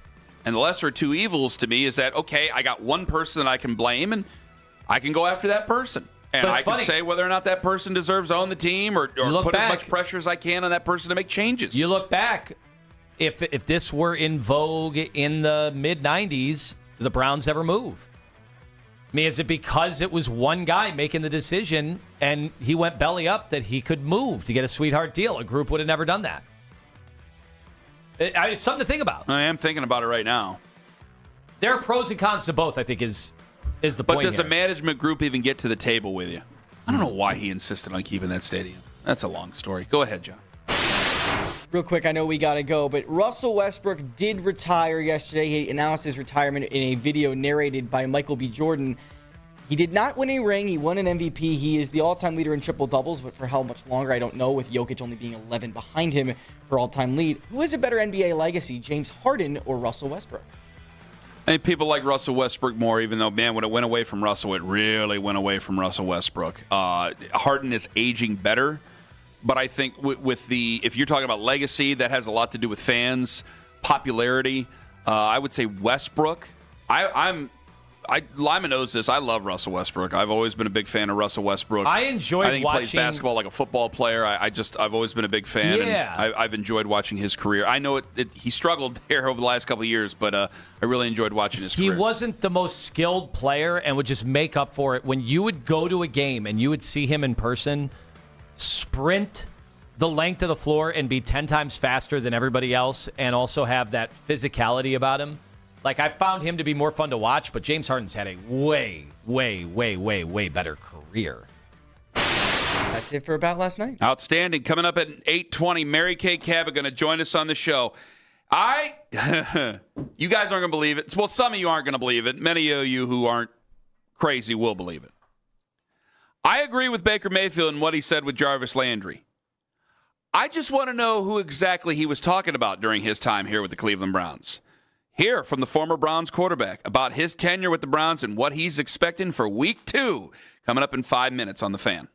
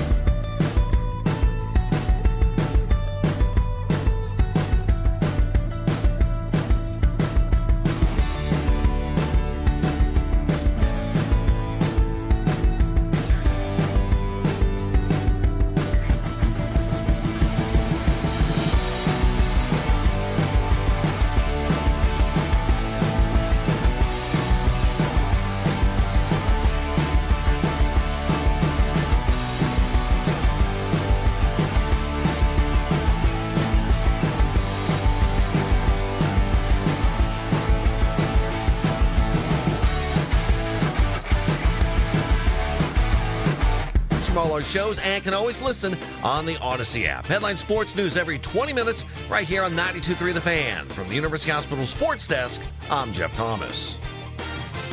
Right now, I anticipate in all the preseason games our guys will play. Training camp headlines don't take a break. Hear all the latest from Todd Monken before every practice. Our plan is everybody will dress and they're going to play. Right here on your radio home for Browns football. 92.3 The Fan.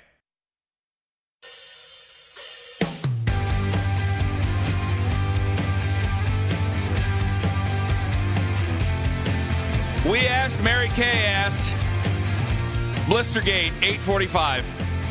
But we do have Mary Kay. We'll have to ask her coming up at 8:20. Also, is Saturday just Saturday? Is a cookie just a cookie, or is a fig Newton a fruited cake?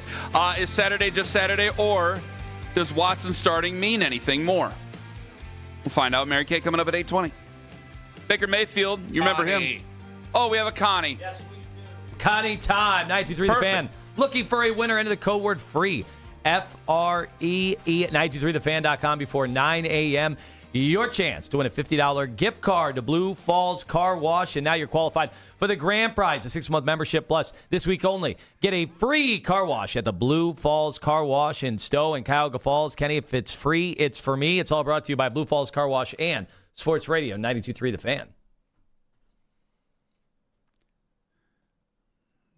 Blistergate, 8:45.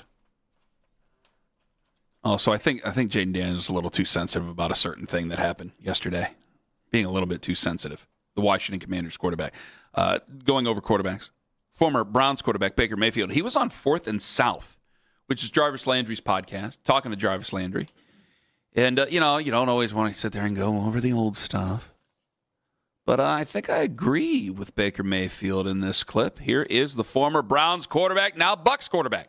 It was eye-opening to see that it wasn't just football. For me, going from college to the NFL, it wasn't just about how do we win. Yeah. There was a lot of people that are involved in it, and not everybody was trying to help us win. Not everybody was trying to do their part and do their role to do that. So I think that was the most eye-opening part. There was ups and downs for sure. When I came in 2018, like the amount of high draft picks they had had in the past couple of years, the free agent signings that we had before I got drafted, the culture was really starting to change. And that's a credit to John Dorsey, Elliott Wolf, Ozzie Highsmith for bringing in football guys to truly try and change it. Some things you can't change in a building, but you can change the locker room and the makeup of that, and they did a good job of building that. Is there a team circled on the schedule this year? First home game, week 2, Cleveland.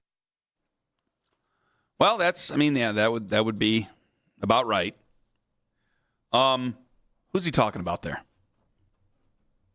Who's he talking about? Well, certain name came to my mind. Well, he mentioned the predecessor of Andrew Berry. He mentioned John Dorsey. He mentioned Lonzo Highsmith. Who else did he mention? I don't think he's talking about that. I don't think he's talking. Wolf.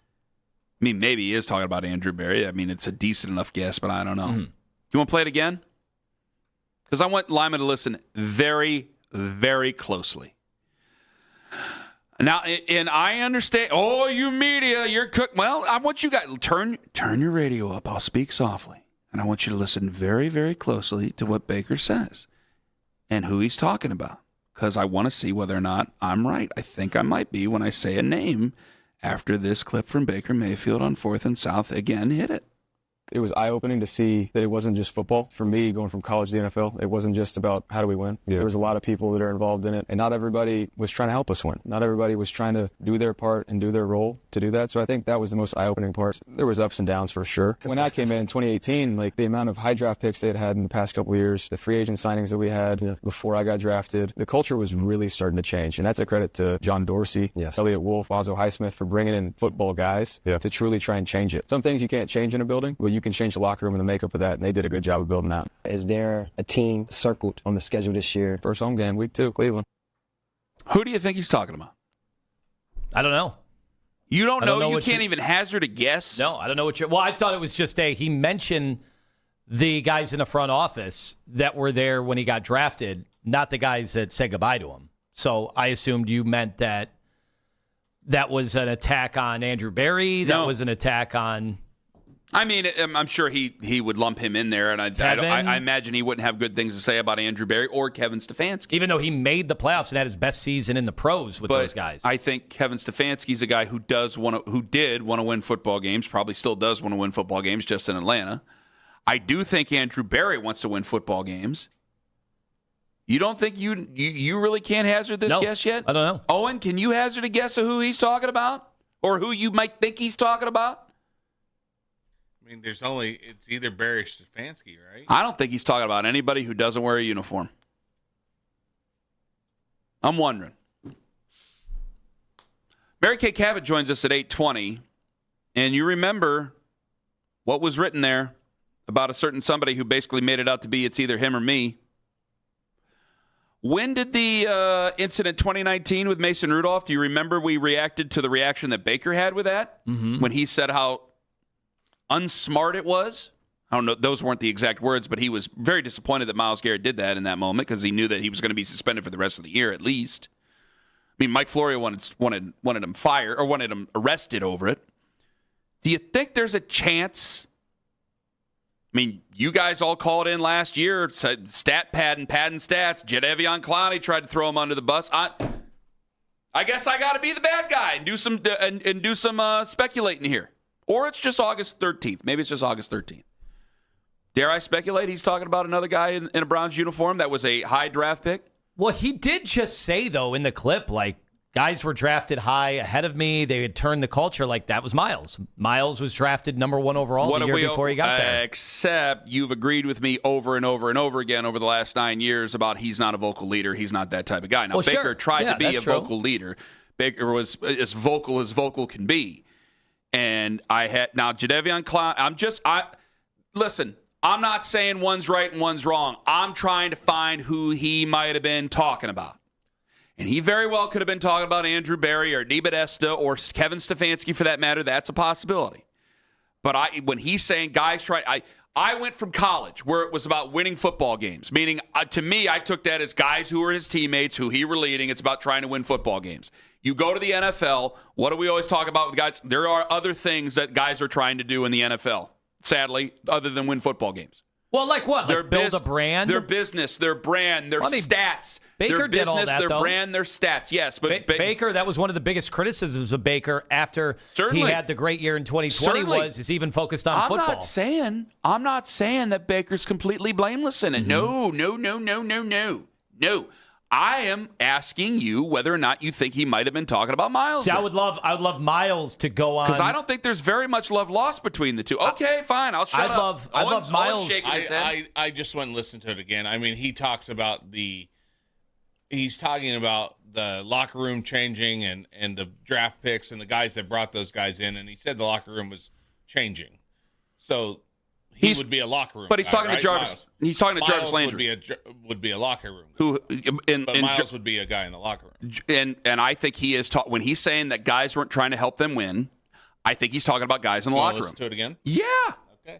It was eye-opening to see that it wasn't just football. For me, going from college to the NFL, it wasn't just about how do we win. There was a lot of people that are involved in it, and not everybody was trying to help us win. Not everybody was trying to do their part and do their role to do that. So I think that was the most eye-opening part. There was ups and downs for sure. When I came in 2018, like the amount of high draft picks they had in the past couple of years, the free agent signings that we had before I got drafted, the culture was really starting to change. And that's a credit to John Dorsey, Elliott Wolf, Alonzo Highsmith for bringing in football guys to truly try and change it. Some things you can't change in a building, but you can change the locker room and the makeup of that, and they did a good job of building that. Is there a team circled on the schedule this year? First home game, week 2, Cleveland. Myles Garrett wasn't drafted by John Dorsey, Elliott Wolf, or Alonzo Highsmith. But he said change in the building, right? Mm-hmm. And not change in the locker room. He said the locker room was changed. Players are in the building, guys not doing their part. I have no doubt that Elliott Wolf, Alonzo Highsmith, and John Dorsey are trying to do their part. I have no doubt that Andrew Berry's trying to do his part. He might be wrong in the decisions he makes, but I think that he's trying to do his part. Well, I'm also trying to figure out like who came in afterwards. If the football guys were bringing in the guys, then who's he talking about with Andrew Berry? Who did Andrew Berry bring in that clearly Baker was not a fan of? I remember that was the one offseason where they brought in the two guys from the Rams who were Super Bowl winners but did nothing here. Something Johnson. Yeah. John Johnson. It's all speculative. It's all drama. It's all intrigue. I'm full on admitting I am looking for problems here. I understand that. I know I try not to be dramatic, but there's a drama to it. So let me go back to this. He says, well, week 2. So immediately a lot of people sit there and think it's got to be Andrew Berry. It's got to be Andrew Berry. It's got to be Andrew Berry. It probably is because you chose Myles Garrett over me. You chose the guy who pad stats or again. I agree with Baker Mayfield. He's talking about Jimmy Haslam more than he's talking about Myles Garrett. Jimmy Haslam tried to hand him the franchise. Jimmy Haslam gave him. He tried to hand him the franchise when he paid Deshaun Watson $230 million. He let him choose who the head coach was in 2019. Okay. And the head coach wasn't just bad, it was boobery. I think he let John Dorsey choose who the head coach was. Me, and Lima. Baker influenced that. And he shouldn't have had any influence whatsoever. He was too young. He was only going into his second year in the NFL, for crying out loud. So he's looking for people there. You, me, and Tone are outside people here. I don't think that Baker's totally blameless in this. I agree that there were some things going the right way. You're sitting there with Jarvis Landry. Jarvis Landry was a hell of a leader during his career. There were some things going the right way. And had cooler heads prevailed, including Baker's, we would be in a much better position than we are right now. We might still be frustrated, but I would much rather be in the situation of a Bills fan or a Chargers fan than I am of a Browns fan with our current situation right now. That's my point I'm trying to make. And you brought up stat padding last year. Are we only watching this to get the stats? He set the record. Now it's like, well, I'm free and easy to go about the country now and go elsewhere. We got to help ourselves out as a football team, so we make this move. And I wonder if he's looking back on this going, you guys picked the wrong horse to ride. I mean, I got a team that's going into the playoffs every single year. Now, I wonder what Jason Light is thinking about that, but I'm trying to put two and two together. I think that everybody shares some blame. Very rarely anybody wants to blame themselves. I don't think that Baker Mayfield would be so quick to blame himself on the situation and how it played out. I think he thinks he's doing just fine over there in Tampa Bay, down there in Tampa Bay. And I think he'd love to stick it to the Browns. I mean, good God, he made it up about Steve Wilkes, for crying out loud. Of course he's going to try to stick it to us. Yeah, I don't know. It's like DePodesta was there already. I see people saying DePodesta, but he was there. It's just his role. It was, heavily bandied about the role change about DePodesta once, obviously, John Dorsey left under a weird cloud of mystery about what was going on, other than was another power struggle with Dorsey, something he had gone through in Kansas City. A lot of people are giving me how it could have been Deshaun Watson. He and Deshaun Watson were never in the same building together. No. They will for a month. I don't know. He did not walk into that building. Deshaun might have, but Baker Mayfield never did. And so that wasn't part of it. And then people are saying, I'm getting a lot of Odell. You're sitting right there with his best friend. I don't think he's going to throw his best friend under the bus. And Odell was a Dorsey move. Very well could have been Odell, though. Very well could have been Odell. Yeah, that was brokered at the combine. Yeah. Kazan, I can't believe these guys are trying to gaslight you into thinking Baker was talking about anyone other than Myles. But then why would he say now guys? Read all the ones that disagree with. Yeah, but that doesn't make sense. I mean, we just explained. Look at the computer. There you go. It's right there. But that was the best player but that was there before you. I think the term gaslight is. Well, I knew that term would bother you. I knew it would bother you. Well, I read it. Gaslighter. So. All right. How am I gaslighting anybody? I'll tell you in the break. Well, I'm speculating. Well, I'll ask Baker who's in a better spot this year to win a Super Bowl. Is it Myles Garrett or is it Baker Mayfield? It's going to be Myles Garrett. Yeah. I mean, they're both gone. I'm just trying to go over the history and who he's talking about. Mary Kay Cabot. We'll ask her. Baker's made this whole season about his contract. He had to bring the team together to explain he wasn't going to talk about the contract anymore, even though that's the only story that's happening there in Tampa, and the players are being asked about it. He created a giant distraction for everybody, which is nothing new to Baker Mayfield. I didn't say Baker was blameless in it. Didn't say that Baker gets away scot-free. No. There are many, many people to blame. Mary Kay, next on The Fan. Hey, everybody.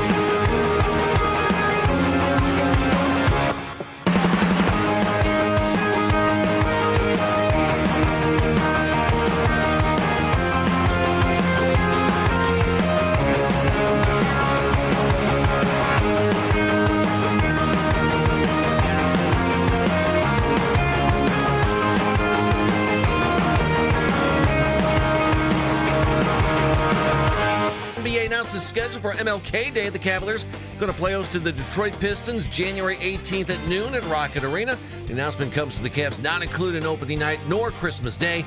The full NBA schedule going to get announced this afternoon at 3 o'clock. And all the latest Browns content filtered right to your phone during training camp by following the Browns playlist and 92.3 The Fan on the Odyssey app. Headline sports news every 20 minutes right here on 92.3 The Fan. From the University Hospital Sports Desk, I'm Jeff Thomas.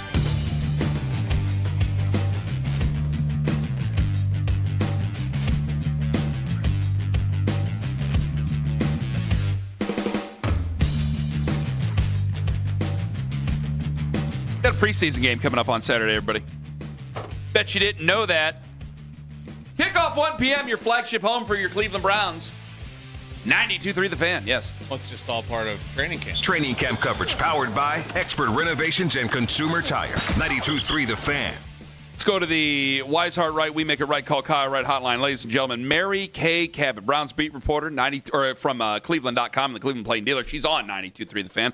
I beg your pardon. Daryl will be on at this time, actually an hour earlier tomorrow. He'll be on at 7:20 tomorrow. He's the Browns beat reporter for The Fan, but Mary Kay writes about the Browns for Cleveland Plain Dealer and Cleveland.com, and we are very thankful to have her here this morning. Mary Kay, good morning to you. Good morning, guys. How you doing? We're doing well. I want to get to something later about the past. I want to start with the now and the present right now. This is big stuff.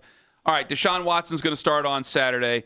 Shedeur Sanders is going to start next Saturday against the Bills. This is after the joint practice. Is the joint practice against the Bills more important than both of these games together?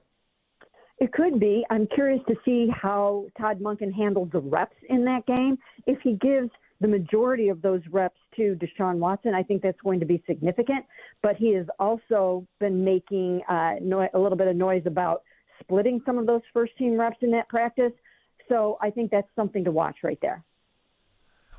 Well, we've been wondering, for the last few days, does it make a difference who starts this game as opposed to Buffalo? I thought this was a good opportunity for Shedeur over those next two games and that scrimmage, the joint practice, to be able to actually win the job. But others totally disagree. They think now this is totally slated for Deshaun Watson to win. Well, I think this shows that at this moment in time that Deshaun Watson has the slight edge in the competition. I think you would probably go ahead and start who you think might be your starting quarterback in the first preseason game. That's what makes sense to me. But next week is a pivotal week. It really is. It's a pivotal week with that practice and with that game against the Bills. Once those two things are over, I believe that they will know the identity of their starting quarterback. I don't think they will necessarily announce it by then, but I think they will know. And I think that Deshaun going first is meaningful. I think it means that right now he has the inside track to win the job, and it's almost his job to lose. But again, things can change next week. Deshaun has to go out there and show them certain things, and then Shedeur has to do the same. Mary Kay, is it your reading in seeing the stuff that you've been able to see every day that Deshaun Watson has the edge, or is there stuff behind the scenes that we can't possibly account for that is the reason he has the edge? Well, some of it is behind the scenes, but some of it is at the line of scrimmage that you can't always see when you're out there. You can't necessarily understand when they're, far away from you what's happening pre-snap in terms of changing the play or IDing or sliding the protection or whatever, handling the cadences. Those are all things that are happening right out there on the field. And so a lot of it is what's going on the field. Now, once Shedeur does get that ball in his hand, he's done a really, really nice job with fitting it into some tight windows. I will say that there have been more wobblers this year than I remember last year, but it's still, for the most part, getting where it's supposed to go. And he has made a lot of really nice passes, a lot of completions. He's protecting the football, and he has risen to the occasion. Every time they throw down the gauntlet at him, he comes through in a big way, including after they took away his first-team reps on Saturday and gave those to Deshaun Watson. Mary Kay Cabot joining us here on the show. Is there any fear for them that because there were a lot of people going, well, they just don't want the fans to boo Deshaun Watson next Saturday at home. Is that any consideration whatsoever to the organization? I think it is. I think that they need to see that Deshaun Watson is going to be able to handle what's coming his way. And it's going to be very, very significant in this competition, I think, for him to prove that he has the mental toughness to handle the boos that he is going to hear for himself and the calls and the cheers that he's going to hear for Shedeur Sanders. Everybody is human. Everybody is human. That's probably going to happen in the stadium. And I've said this a few different times. If they start Deshaun Watson this season, the fact that their first 2 are on the road and 6 of their first 9 are on the road are actually going to benefit him because he will probably see more of a hostile crowd at home than he will on the road. But having said that, that's what he's got to show. Now, he said yesterday, he told us he's mentally tough. I asked Todd Monken last week, what is the number one trait for you in a starting NFL quarterback? And he said mental toughness. So that is what they have to see from Deshaun. He's going to have to go out there and prove that he can play good ball under those circumstances. Mary Kay Cabot with us. It's been 4+ years since the Browns traded for Deshaun Watson, and what we continue to hear from the national people is bewilderment why he was even up to compete for this starting job. Obviously, we have a new head coach in Todd Monken, but what are your thoughts on that as you are a lot closer to the situation than some of the national pundits who are criticizing the Browns? If you just look at the surface of this whole thing and you just look at the statistics and you look at some of the film, I can see why people on the outside would no way be able to understand a decision like this or giving Deshaun Watson a chance. But people really don't dig into it and take a deep dive to know exactly what's gone on the field and just what has gone on in the 3 years that he tried to play here. The first season, complete wash because of the suspension. There was no way he was coming back in those last 6 games and going to be able to accomplish very much at all. So that one was just a wash. And then you get into 2023, and that season was really all about the shoulder from the very beginning. I believe he suffered a serious injury in week 3. I saw him even after that not being able to raise that arm to lift anything out of his locker or to do anything in the time after that. And then we come to find out that he had suffered a torn rotator cuff at that time. But I don't know. I still suspect that perhaps there were the beginnings of the fracture at that point. He was never the same after week 3, never the same.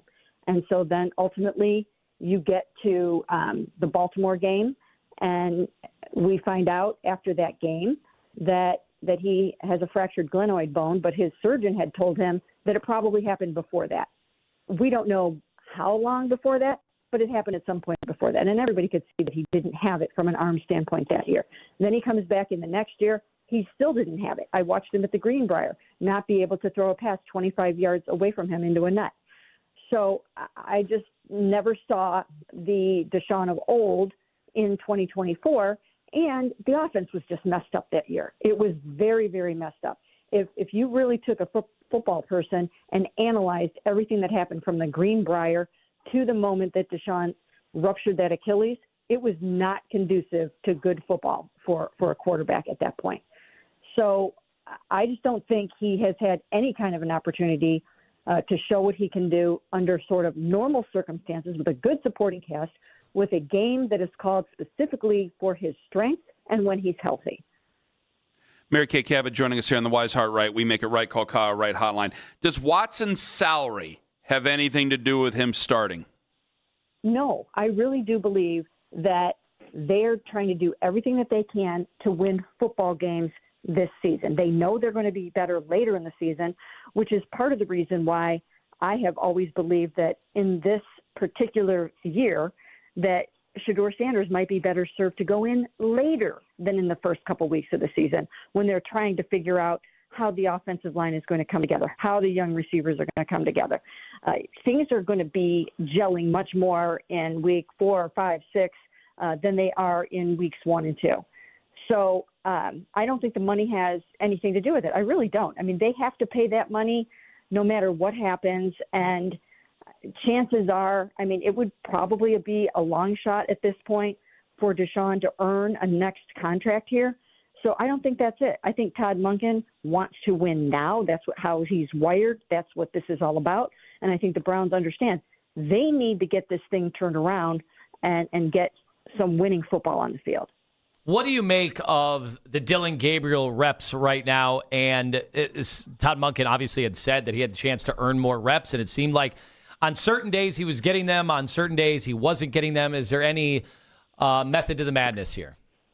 Well, I just think you have decisions to make, and you have to see what he's all about. You have to see who's your number one, who's maybe your number two.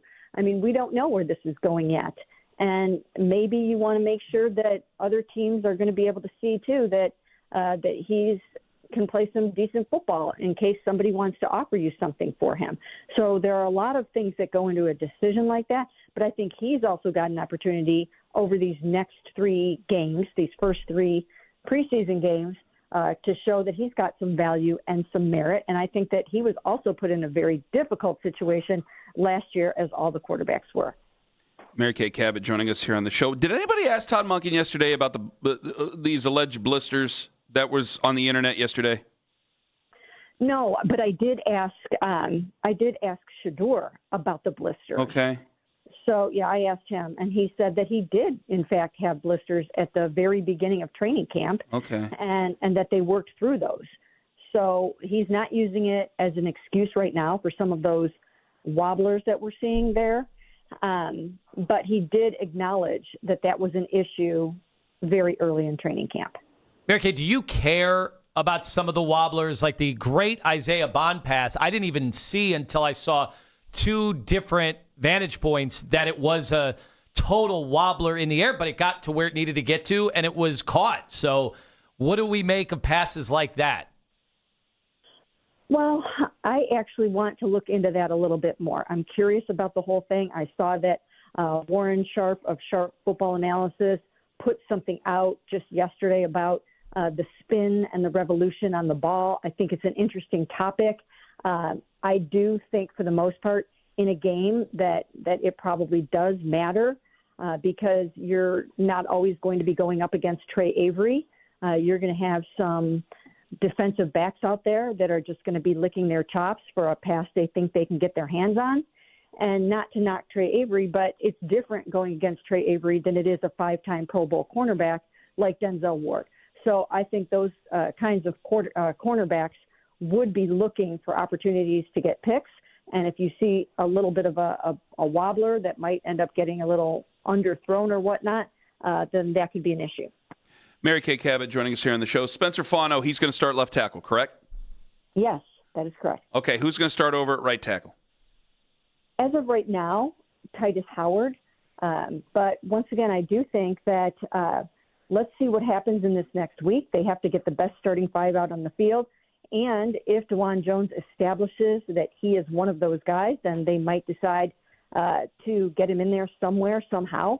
That would possibly involve moving Titus inside a little bit to right guard.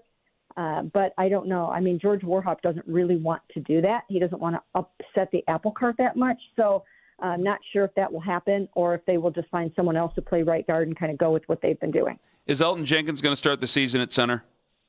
I would say yes. They need a veteran presence in there right now, and Parker has been hurt. He's been wearing a wrist brace. So, yeah, that will be Elton.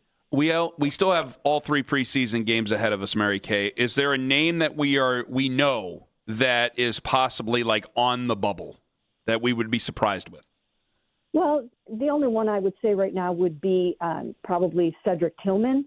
I think he's had a very nice camp, but we can see that Denzel Boston has kind of taken over that big body wide receiver role. And so therefore, I would think that Ced is someone that if someone came calling, that they would be willing to part with him. What about the nickel cornerback spot? Well, that's been Miles Harden's spot throughout camp, and right now I don't see that changing anytime soon. I will say, however, that they have some injury issues at cornerback, and I think they're still going to need to kind of look around and maybe tweak that position a little bit. So that's just something to keep an eye on.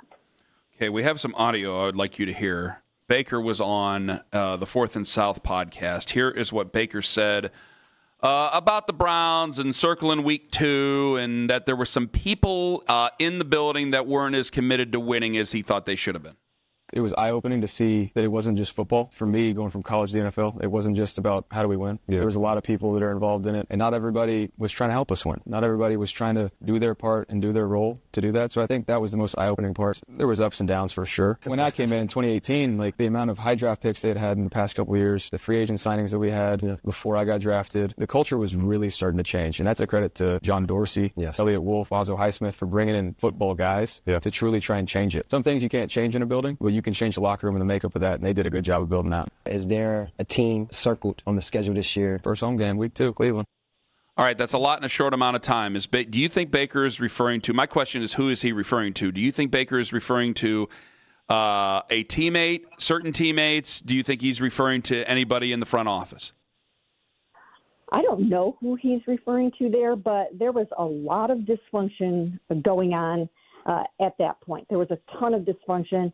Baker's last season was one of the most dysfunctional seasons I've ever seen, and I've seen a lot of them.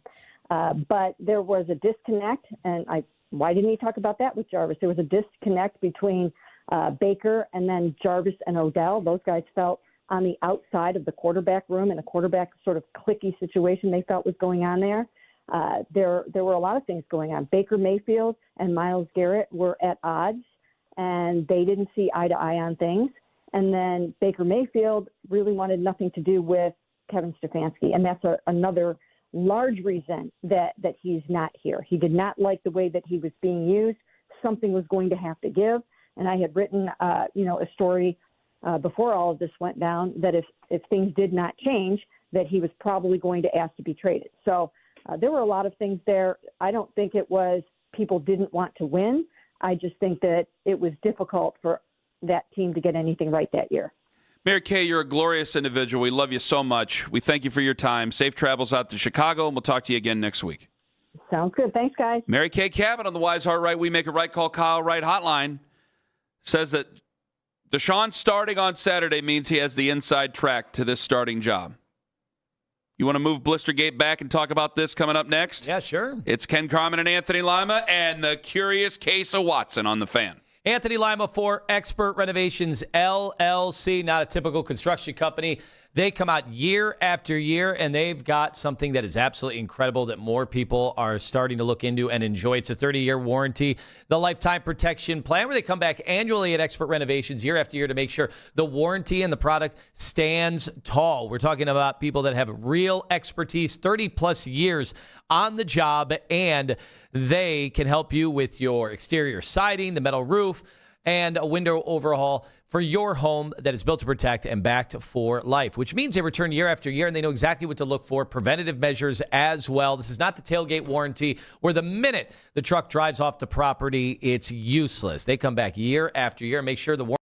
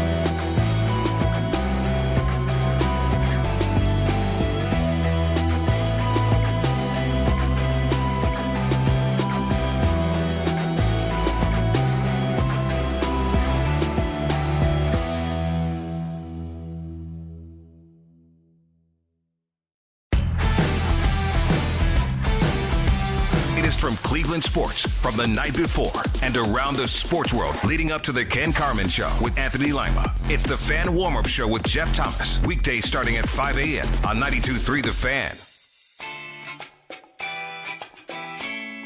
Training camp coverage powered by Genesee Brewing Company. 92.3 The Fan.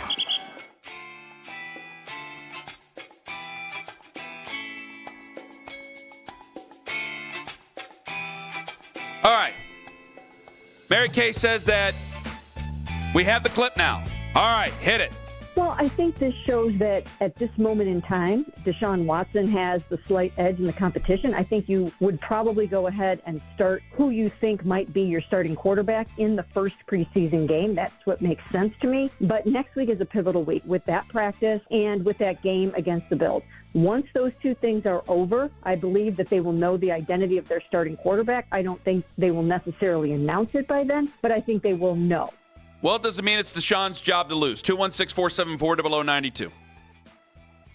Well, we asked Mary Says Kay, that he has the inside edge. How did we get here, right? And I asked her if it matched her eye test every day, and she admitted the stuff that we're not privy to could be the ultimate determining factor here because there's not been some huge gap in terms of the throws. I mean, obviously we know Watson has way more interceptions.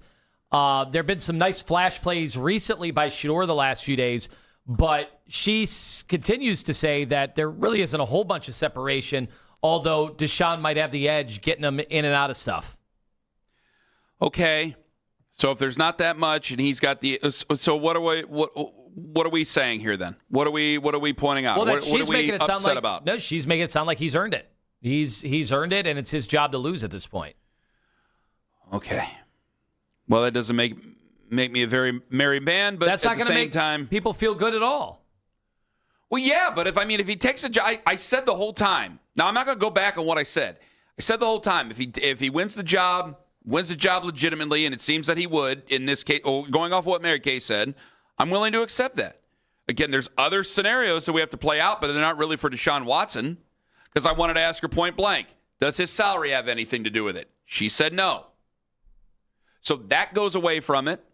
They're not doing it to upset the fans. I do think the organization is sensitive to booing their own player.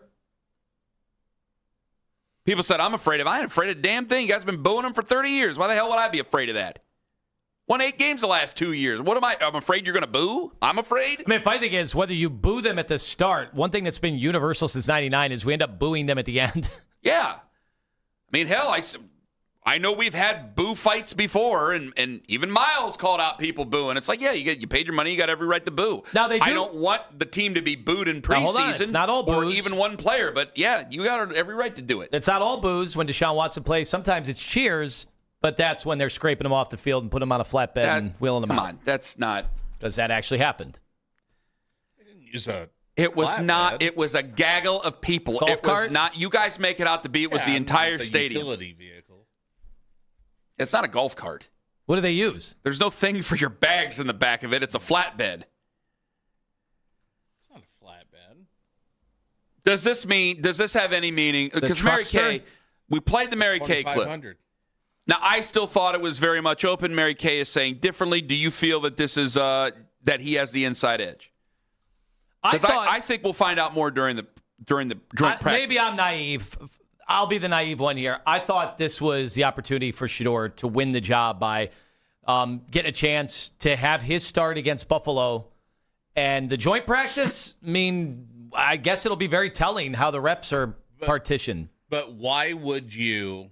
I mean, it's all going to be a hindsight thing anyway, or we're going to know later. But why would you roll out your first time as the head coach of the organization?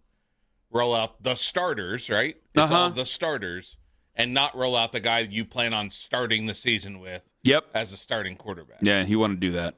It's true. It's true. But, devil's advocate, somebody has to start these games, and he is alternating. They will fill that position with someone. But what Owen's saying is the absolute truth of what the locker room should be. He cannot care about Kenny Carman or Anthony Lima ranting and raving on the radio, or even Bob from North Royalton who's sitting in 136 booing from the stands. Here's what we need to do. Because if you're sitting there worried about people booing you or worried about anything that's said on the radio or people online, then you don't have a chance to win a whole lot of games anyway, considering your quarterback room. You damn sure really don't got a chance anyway to do it because of that, because then you're responding to the wrong people. You're acting responsible to the wrong group. And quite frankly, if you wanted the other guy, if you wanted Shedeur to be the starting quarterback, wouldn't you let Deshaun go out there and potentially be booed in week 2? I think it would be a giant test. Because if I'm coming in, I'm the new head coach. Probably this is what would not get me the job. I go, I'm not responsible for things that happened here before. My last year here was 2019. I've been gone ever since. So I'm not responsible for trading for Deshaun. I'm not responsible for the fans not liking the guy. I'm not responsible for the fans and their arguments over Shedeur every day. If I'm the head coach of the Browns, I'm responsible for preparing this team to go out there and win. So I don't give a damn whether or not guys on the radio or guys in the stands are upset. I'm upset about trying to win football games, and I'm upset about I'm emotionally moved to try to get 53 men to move together. The best chance is to get 53 men. So I don't care where we're playing it, where they're going to boo them, whether it's Cleveland, whether it's Houston, whether it's Neptune. We got to try to go out there and get prepared to win damn football games here. Some of this stuff is silly, and I am a full participant in the silliness. All right, so one of the components... Talking about me, not if I were Todd Monken. Yeah, one of the components that we had talked about, earlier in the offseason was that you can't fool a locker room, right? Like, you can't give one guy the job if the other guy's clearly outplaying them, because then you'll lose a locker room. You'll lose all credibility. Ultimately, it undermines you, deteriorates, everything you stand for as a football coach, where you're supposed to put teams in the best position to win games. With all that said, would you care if you could do a poll and ask the players, the actual starters and maybe the backups? Like, if you were to ask all the guys on offense, limit them to offense, because, defense is defense, whatever. Even though they do go up against the guys. So maybe you could ask the defense and say, which one scares you more when you're lining up every single rep in 11 on 11? Would it matter to you who the players would pick? Like, if me and you could do a straw poll with the players. Why wouldn't it matter? Well, just compared to the coach. Like, some would say, no, I only care what the coach thinks. Yeah, but there's been times where the coaches picked a guy. If we're talking Browns history, they've picked guys plenty of times that the players have not trusted. Sure. Including Johnny Manziel. Sure. But that probably wasn't even Mike Pettine's decision. Are you trusting Jerry Jeudy or Todd Monken more to make that decision? Fair point. I'm trusting Todd Monken more, but you didn't say it was one player. You gave me all the players. All the players. So I would hope that if the culture is on its way to where it needs to go, there's a lot more Carson Schlesinger, Jared Verse, and those guys than there are Jerry Jeudy. How about Verse getting stonewalled yesterday? A bunch of reps by our rookie. Did we get beaten in this trade? No, by our rookie. So then it's like, it's the yay, boo, boo, yay. Jared Verse is an exceptional football player, Yay! so I'm going to be very excited that the rookie was able to do what he was able to do. That's a feather in the cap for Andrew Berry. Yes.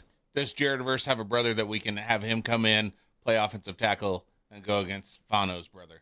And then we'll have it all settled. No, let's see if we can figure that out later on today. All right, 216-474-0092. You heard Mary Kay. Does this mean that it's Deshaun's job to lose? Does he have the inside track? Because the more I think about it, the more I think I have to agree with Mary Kay because of what we've been saying since January. I want to see whether or not you guys believe it, because there is going to be a difference in what you believe or what you don't want to believe.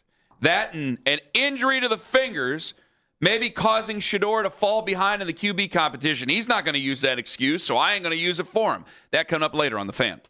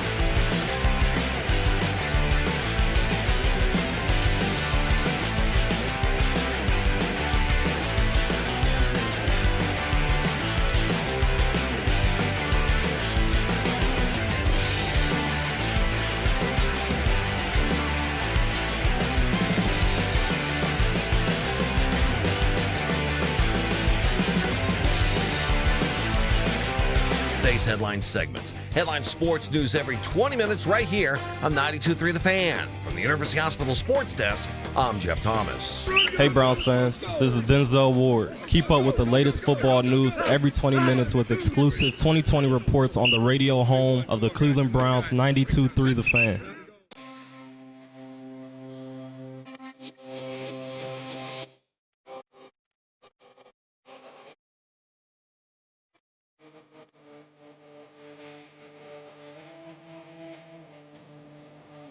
$9:45, a tradition unlike any other here in this city.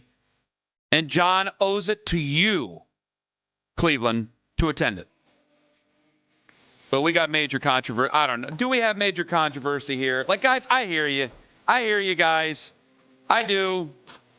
Like, I get it. Like, why are you guys making a big deal about it? Because it's the quarterback of the football team, and we got to talk about the quarterback of the football team, even though I know neither of these guys are going to be here next year. Let's just call it what it is. Well, hold on now, Kenny. But what are the chances that either of them are here next year? Was it a year Slim ago? and none. Was it a year ago at this time that we were at training camp and Jimmy Haslam got up there and admitted that this trade was a disaster for Deshaun Watson? It was right? a swing and a miss. Okay, and when he said called it a swing and a miss, and when he said a swing and a miss, what if a time traveler from the future, instead of using their time traveling abilities to earn billions of dollars in various markets, prediction markets, whatever, instead of that, they came back just to monitor the Browns quarterback competitions, and they came to warn you that, hey, Jimmy said swing and a miss, but Deshaun Watson's going to start week one a year from now. What would you have said?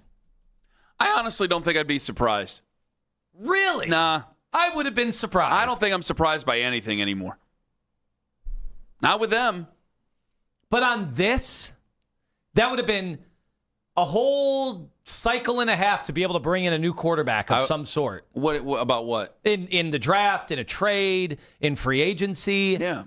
And yet, here we are, Deshaun Watson, who nobody, if we run out the phone lines right now, he asked, does anybody want him to start? Does anybody actually want him to start? Even if he's better. Even if it was definitive, which nobody seems to think it's definitive. Wanting him to start and accepting he should start are two different things.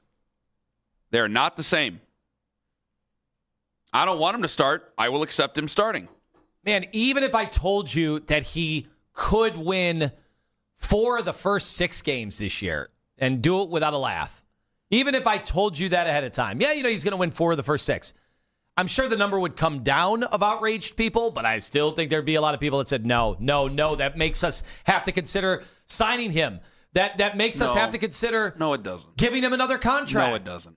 Does anybody out there really think that there's a threat that he's going to play exceedingly well? Does anybody out there think that Shedeur Sanders, I still think he'll be on the team, obviously. Does anybody, how many people think that Deshaun Watson is going to play more games than Shedeur Sanders this year?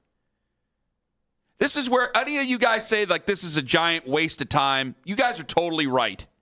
That's why I'm not going to sit here and end friendships and get nasty with people on the internet over this. I'll get nasty with people on the internet in January when we're arguing Dante Moore or Arch Manning or Julian Sand or CJ Carr. That's when I'll get nasty with people because you know what? Then it'll matter. That's what. This doesn't matter in the grand scheme of things. Tell me I'm wrong. Can you ask that question again? What? Who thinks that Deshaun's going to play more than Shedeur this year? Why? Do you want to use that for later? No, a month ago I didn't think so. Who thinks Deshaun Watson is going to play more games than Shedeur Sanders this year? The way that the chips are falling right now, barring an injury, a season-ending injury, I think Deshaun's going to play more games than Shedeur right now. I don't. Because if he's ahead, he ain't ahead by that much. So I'll accept he's ahead, but he ain't ahead by that much, considering what we've seen. And it may very well be a race to the bottom. But I think that Shedeur Sanders will play more games.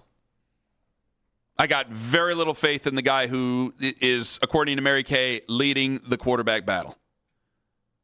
And if I'm wrong, fine. I guess we all get to celebrate winning. But we have a great big argument to have later on.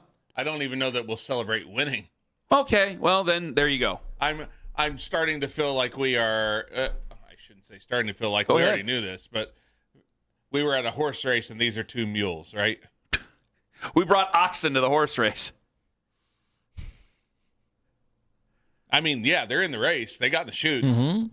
They blew the trumpets and everything. Bugles, sorry, Twin Spires lovers. But now you're just hurting Todd's feelings. They'll start the race, and then, out the gate they come, and there are those two in the back. Yeah. Then there's a Shetland pony still in the stable. That's a good line. It's just a whatever. And by the way, if he's the best one they got, I'm going to accept Todd Monken's decision. Because you know why? Because I was right about all of it. And if I was wrong, you guys would be the first ones to tell me. Who was Shedeur? They'll all get mad at me on the internet. Who was Shedeur Sanders' best friend going into this year?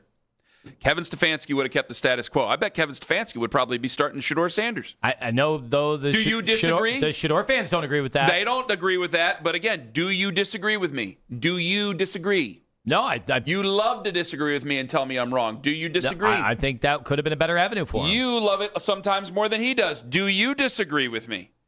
The best chance for Shedeur to start is down in Atlanta. The guy who had the best chance to start him is down in Atlanta now. You have a new coach coming in. He ain't got no time for anything. He ain't got time to be messing around. I still think we'd be doing this, but it'd be Dylan and Shedeur right now instead of Yep. Deshaun Okay. and Shedeur. Fair. That's a fair point. Fair point. Nicely done. Because Dylan Gabriel, people booed him. They don't dislike him like they like the other. They dislike the other guy. They dislike the person, yes, not the football player. Dylan's more they just don't care for his football. Yeah. But teams normally don't write off starters after just a top 100 picks after 5 games. Correct. Usually they don't. And so I go with what was said yesterday and 2 days ago with what Zach said. And I go, yeah, maybe I should have known better about that. That about him being traded at the end of the offseason or at the end of the training camp, I will admit I'm probably going to be very, very, very, very, very wrong about that. Hate to say it for Taylon Green because, okay, I love Taylon Green. He's a fine young man. He was a great interview back on Monday. But I think that I might have to accept that. But we said it back in January. I said it back at the end of last season. I've been ridiculed for it ever since. And all it's doing is proving I'm right. Because if Kevin Stefanski were still the head coach, I think Shedeur Sanders would be the leader in the clubhouse to be the starting quarterback this year. So he's not, because you have a new head coach. You have a new head coach that's usually going to go with a veteran. And here we are. Okay. Because they want to give the power to their head coach. And the head coach has worked with mobile quarterbacks before. He has worked with guys who have been athletes before. And as much as Deshaun Watson hasn't done any of that over the last 6 years, I'll never accuse him of not being an athlete. He's an athlete. Design runs are worked into that offense. We will find out more coming up in the joint practice. Like, if Deshaun Watson goes out there and is terrible on Saturday, folks, we need to reevaluate this. But Mary Kay saying that he's the leader in the clubhouse or he would have the inside edge for the job, I don't believe Mary Kay is wrong about that. So, fine. But in the end, do any of us see these guys being here next year? Shedeur. Maybe. You? Maybe. Hell, I'm about one call away from saying Dylan Gabriel has the best chance to be here next year out of all these guys. Wouldn't that be something? That's the guy who's supposed to be the career backup. That's the guy who's supposed to be able to get him in and out of the huddle. I think he could be here through, as long as Andrew Berry's here, I think he could be on the roster for a while. 216-474-0092. Like, I'm not trying to be mean. I'm not trying to be nasty. I'm just trying to tell the truth here. That's what we've been saying for a long time. And I know what I want. I want Shedeur Sanders to start. But what I want and what I'm going to get are obviously very, very different. And I can accept that. That's why, like, when you said that I was afraid of booing, I ain't afraid of a damn thing. I ain't afraid of losing football games this year. I am mentally and emotionally prepared to have these games not go our way this year. I don't want it to happen, but I'm mentally and prepared for it to happen. I am mentally and emotionally prepared for fans to boo Deshaun Watson out there. I've been through all of it. I've had the fights already about whether or not fans were cheering when he tore his Achilles. I've been through the fans booing him when he was introduced. Hell, you and I, when they brought back Nick Chubb, do you remember we had the show? It was oddly enough the same game that Deshaun Watson tore the Achilles. But remember, we said you got to introduce Nick Chubb before so they aren't booing. And what did they do? They introduced him before. That's right. I mean, we did it. We did it. Deshaun Watson. And guys, that was 2023, 24. That's ancient history. Back then, I am not afraid of anything. You know what I'm most afraid of about the Cleveland Browns? Us picking the wrong quarterback next April. That is my fear. You want to know what I'm afraid of? That's what I'm afraid of. I'm afraid of Arch Manning going out there and having not such a great year and us getting the first overall pick and us still insisting to get Arch Manning. I am afraid of C.J. Carr playing terrible ACC teams with the exception of Miami, maybe getting lit up by Miami, and that dissuading us, or we overdo it and we take a guy who's not ready from Notre Dame. I've been through all this now because we've done it so many times. That's what I'm afraid of. I'm afraid of the baby-faced assassin, Julian saying, and the arguments we're going to have where, is he just throwing to Jeremiah Smith or is he really an NFL quarterback? That, I'm not afraid of that discussion. I'm afraid of the wrong decision. That is what I'm afraid of.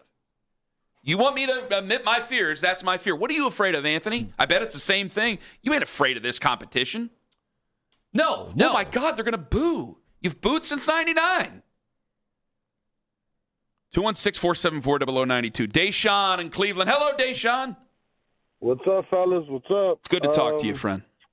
Hey, man. You know, he might have the upper right now, but he still has to perform in the play. He has to perform in the preseason game. He can't come out there and get beat by Shador in 2 games because all they're going to play is 2 games. Mm-hmm. He cannot look worse than Shador out there and get that starting job. I mean, hope you're right. If it's close, okay. If they both look all right, whatever, he'll win it. But if Shador flat out beats him, by everyone's account, there's no way Monken's going to put him in there over there. But the thing I caught about is this.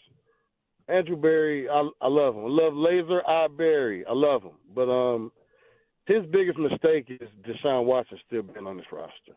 I understand that Mary Kay gave the eloquent timeline and everything, and she kept giving excuses after injuries.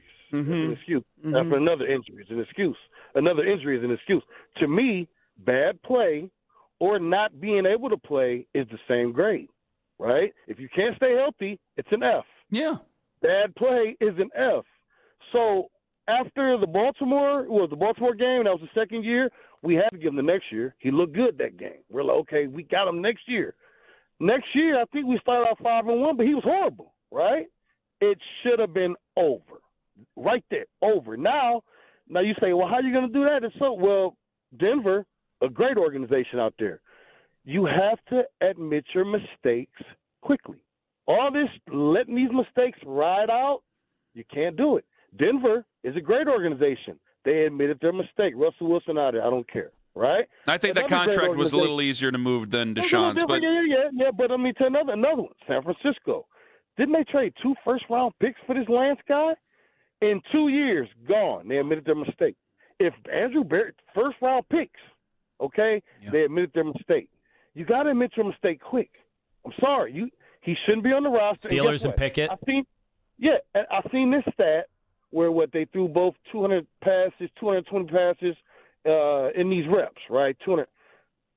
Shador should have got 440 reps because this guy shouldn't be on the team. But he might have more blisters. I'd be nervous about the blisters. Come on. That's the problem. All the rest of these quarterbacks that are playing, they're going to get 400 reps. Shador and Deshaun getting 200. He shouldn't be on the roster. Now, if he plays well, that's fine. And I don't like you guys talking all this like this absolute. Oh, there's no way he's going to be good. I don't think so. Listen, bro, we just watched the Knicks win the championship. We just watched the Seahawks win the championship. We just watched the Patriots go to the Super Bowl.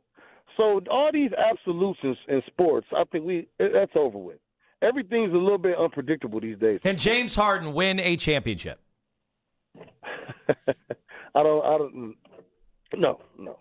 I don't think. All right, Deshaun. Thank you very much for the call, my friend. Good stuff. Sound like an absolute there at the end. Jay in Lakewood. Hello. What's up, fellas? Hi, Jay.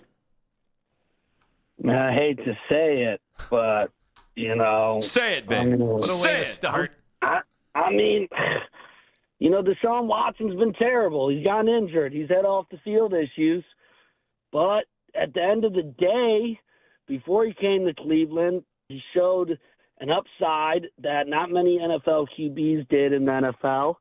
And I agree. I mean, I think you could have slashed him off this roster. I would have been totally fine with that, but you kept him. And from what it sounds like, he's been the better QB in camp. He's only 30 years old.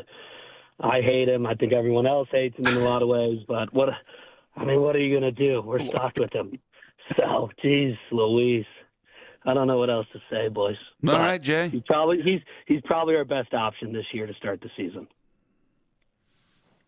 Well, that's sobering.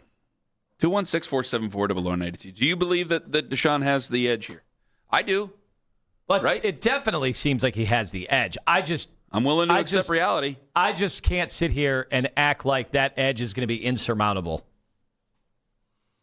No, it's not. Again, if he goes out and he sucks on Saturday and Shedeur Sanders plays decent, we'll have 2s and 3s arguments and teams that they're playing and the type of defenses that they're playing, fine.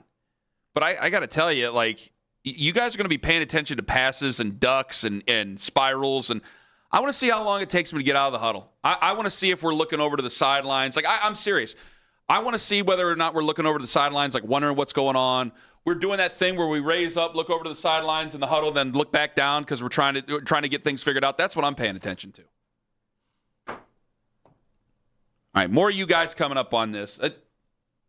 Have I convinced you I ain't afraid of a damn thing yet? It's a triggering statement. Ken Carman, Anthony Lima, and a tradition, a Cleveland tradition that John needs to take advantage of at 9:45. Coming up on The Fan.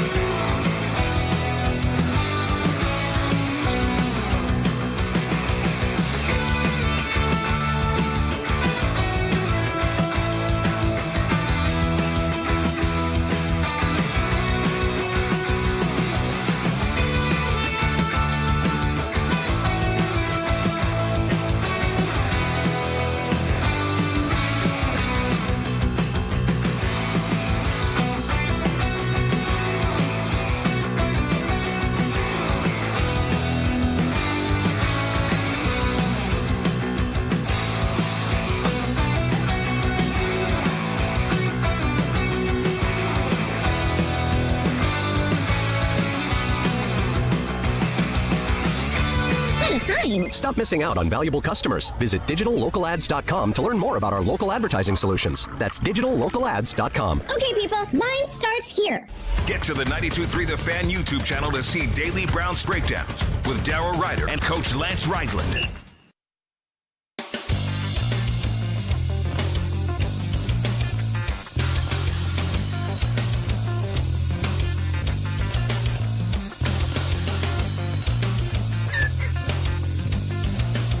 Let's have another fight over QBs. Ain't gonna be here next year.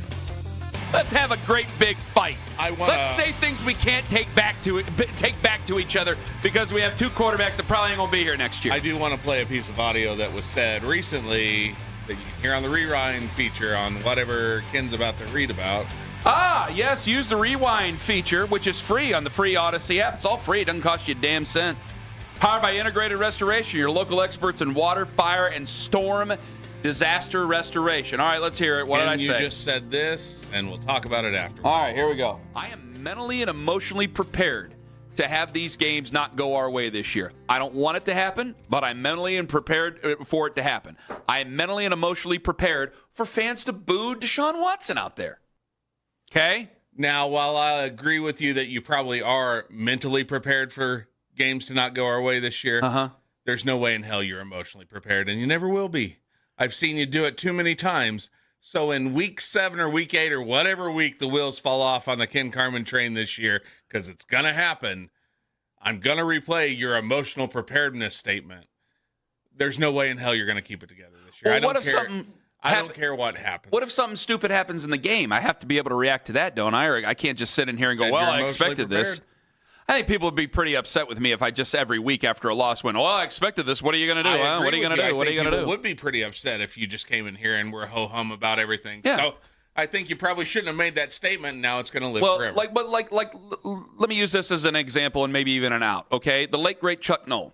His wife told a story that when he came home, this was on his football life, but it's been written about, Michael McCambridge, the whole thing. Chuck Noll came home from like the first meeting that he had, or it was, I think, after like the first week at camp. And he looked at his wife and he says, this is not a good football team. You need to be prepared for this. This is going to be a really long year. He was mentally, and he never really lost his emotions very much. He was mentally prepared for this. But it didn't mean like there weren't games on a Sunday in the middle of September. He's like, you got to be effing kidding me. You are grown men. How are we not able to do this? Like, there is some sliding scale. And I think it would be pretty demeaning to the fan base that does care if I just... Now, there will be a time where I don't think the fans do care in December and we're getting ready for next year. And if I were to come in here losing my mind, I think it would be pretty fake of me. But if I stand here and I just go, well, I said that back in August, if I'm really mad, I gotta let it go. And you have every right to call me out for it. Every single right, and you should. But I am, and you know what? You're right. I'm not emotionally prepared for anything. I am a basket case. I am mentally prepared for it. I am mentally prepared. That's all I wanted. Yeah, you're right. I don't need to explain myself. The folly you're right. of your words. You're right. Yeah. I'm mentally prepared. We'll see. I'm not emotionally prepared for anything. It depends if one of the quarterbacks decides to bring out the Bic 3 times during a game. That was as loud and as exasperated as I've ever been. Did Baker bring that up with his interview with Jarvis Landry? Somebody showed me, and I don't know if it was AI or real, Kyle Manzardo shaved his mustache down in AAA. I didn't know if that was real either. Hopefully he didn't do it during the 7th inning stretch. You know what? Like, yeah, I see where Baker's coming from here. I mean, you shaved your face during a game. What are you talking about? They weren't committed to winning. Were you committed to winning? You shaved your face during a game. Actually, I'll disagree with you there. I think nothing says more commitment to winning than going, my facial hair has input on the outcome of this game. Let me change it because things aren't going our way right now. Yeah, tried to look like Jim the Anvil Neidhart to start a football game. Some guys are superstitious. Tried to look like Hollywood Hogan at the end of the football game. You still lost it. End up looking like Horace. Tony in Lakewood. Hello. Guys, how are you? I'm good. Good. First, I think I'm probably just like I would think a majority of Browns fans. I just want a competent quarterback. I don't really care who it is between the four that we have. The people in hell want ice water, Tony. I mean, but like realistically, what you're saying is probably more likely. I think there's probably a good chance there's 3 quarterbacks that we have right now that won't be on the roster by the time the season's over. And my biggest worry is who they draft. But I mean, I don't care who it is. It could be Shedeur. I think the first preseason game, most likely will happen is Deshaun will not be, prove himself as QB1. I do think Shedeur probably will be starting, if not by week 2 to start the season off. Okay. But I don't know. To me personally, I don't think either really have any reason to still be here. I mean, I would like to see Shedeur with the full offseason and see what he can do this year. Mm-hmm. But if it's anything like I see with these meatballs that he's throwing in practice with a wobbly pass, I mean, it's just the league's too fast. It's too good for people that throw the ball like that. Well, yeah. Tony, let me ask you this. How long have you listened to the show? I've been listening and calling probably for over a year now. So Lima and I have said some really nasty things to each other. Oh, 100%. Uh-huh. We have not said any. We have not. Now, I understand I was on vacation when they first went to camp. But we have not had when's the last time you and I said really bitter, mean-spirited things to each other? Before camp. Because we both know. Because we both know. So, I want to be optimistic and think that they're going to be 13-4 when the season's over. I do too. The Patriots were 4-13 2 years ago, and they were in the Super Bowl last year. I do too. And I like to think that our team is better almost everywhere around except for one position, and maybe 2 positions. I mean, Ramondre and Travion as a duo are insane, but I think that there's a lot that can be done here if we have the right guy, and if either one of those dudes show out to be that way, great. We have 2 first-round picks for something else next year other than a quarterback. That's true. Absolutely true. I want to see Taylor Green sometime during the season be played any way he can, whether it's a slot, a tight end, a receiver, or quarterback. I think he's awesome. But I haven't seen anything out of these 3 guys. I held back. That makes me want any of them. I held back that question. I'm glad you brought that up, Tony. Lima asked me about that, and thank you for the call. I held back that question on Monday. I don't know. I just felt it was a little disrespectful. He's trying to make the NFL as a quarterback. To me, to already speculate to him that he would play a different position, I don't know. It just felt a little disrespectful. I couldn't bring myself to ask that question. I knew you would want me to ask that question because, you brought up even before the draft, and I'm like, let's see how he floats at quarterback first before we go sending him to other spots in the offense. Kyle in Euclid, you're next up on the Fan. Hello, Kyle. Hey, Ken. My question for you is if Deshaun Watson starts the season 3-0, are you going to change your take? And my other little throw-in was I'd like the Cavs to get rid of James Harden and let Malik Thomas play point guard. All right, have a good day, guys. Well, wait a minute. Can I ask you a question? Oh, yes. Yes. Do you have a sewing kit? Yes, but I don't use it. Okay, well, someone's going to have to get my face unsewn from the carpet because I'd be just as surprised as that happens, that they'd start 3-0 with Deshaun Watson as the quarterback. We all got to give him one more chance because he's about to get it. Well, yeah, I guess, but I would be very, very, very, very, very surprised if they started off 3-0. And I'd go, great, I was wrong. Then I would start to talk about whether or not we trust him to give him a contract. Because I'll just throw him on the franchise tag if it comes to that. Yes, what? What does the caller think Malik Thomas is? He is not a point guard. Well, Tone, I can't get him back on the phone. I'm sorry. I didn't mean to let him go. He basically seemed in a hurry to get off the phone. He was awesome in the summer league. Mm-hmm. He shot it every time down the floor. And obviously is not as good as James Harden.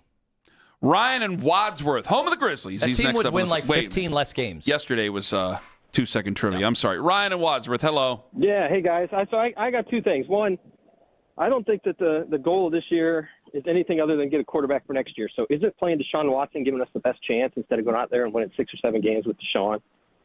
Or with Shedeur. And then 2, so you're saying it's a tank job. Says, ooh. Yes. Call it the tank. That's why they're playing him. And then isn't everything that they've said why Shedeur is behind not measurable by anyone other than the coaches? So everything they're saying, getting in and out of the huddle, normal Very plays, great point. Yeah. none of us can control that.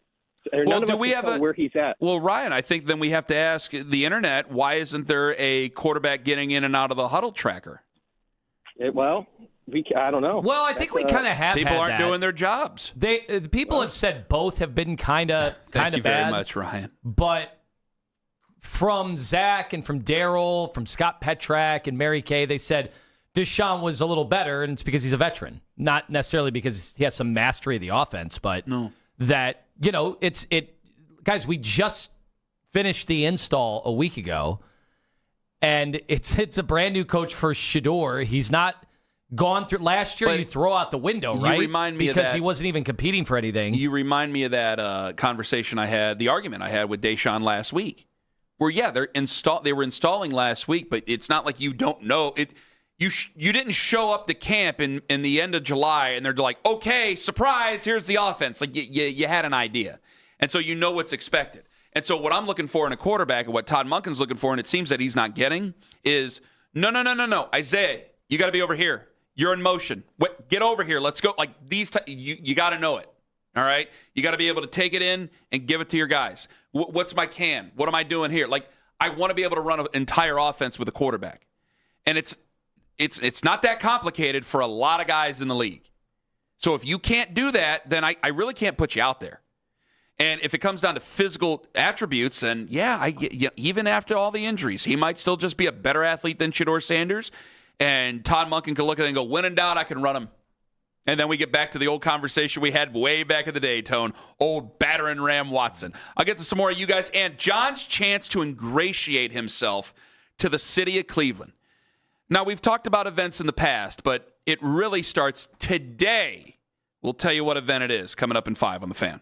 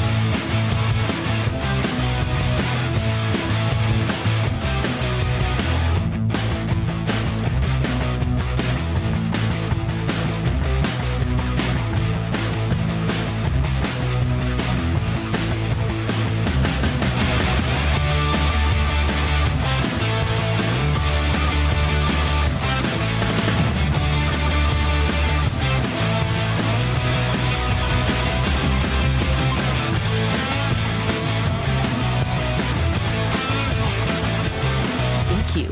Because the only thing better than a Blizzard treat is a second Blizzard treat for just 99 cents. It's a deal to flip for. The Blizzard Double Flip Deal. Get it in the app. Participation may vary. Hear from Todd Monken immediately after the game. The official Browns postgame show is only on 92.3 The Fan.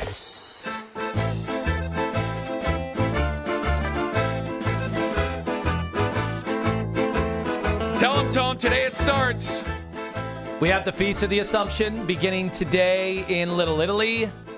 All the festivities kick off. I'll be going there later tonight with the wife, no kids, because last year was a disaster. Hey, paisanos! Watch it. You know, my people, Owen, have told me over the years they find that to be reprehensible and very offensive. Anyway. He was the best guy around. What about the people he murdered? What murder? Anyway, young John has never taken part in this. Now, have you That's what my kids are saying at Lima's funeral. Have you taken any... Have you gone to any of the festivals on the East Coast? San Gennaro? What do they have in Philly? No, I have not gone to any of those festivals. And, like, you guys say all the time I'm from Philly. Like, if I told somebody that was actually from Philly that I was from Philly, they would not agree with me. So, like, no, I've not been to those Italian festivals. So you're Italian, but you don't go to Italian festivals? I mean, during the summer, man, the last 5 years I was calling games. I was in a different state where there's no Italians. Where were you calling games at? Minnesota, Iowa, and Massachusetts. Oh, God. Massachusetts? There's Italian. Not in Massachusetts. Massachusetts. Power rank those states with the least Italians you've been to. I saw The Departed. There's Italians in Massachusetts. not in Northwest Italy. The least amount of Italians are definitely in Iowa, and then it goes Minnesota, and then it goes. There's the most Italians in Massachusetts, but not by many. I mean, Boston, the North End, it's the biggest, like, Little Italy you could ever imagine. It's like 150 restaurants. Oh gosh! So if he goes to the feast, where are you going to send him to? Well, I told him to avoid certain spots because of the overpriced macaroni.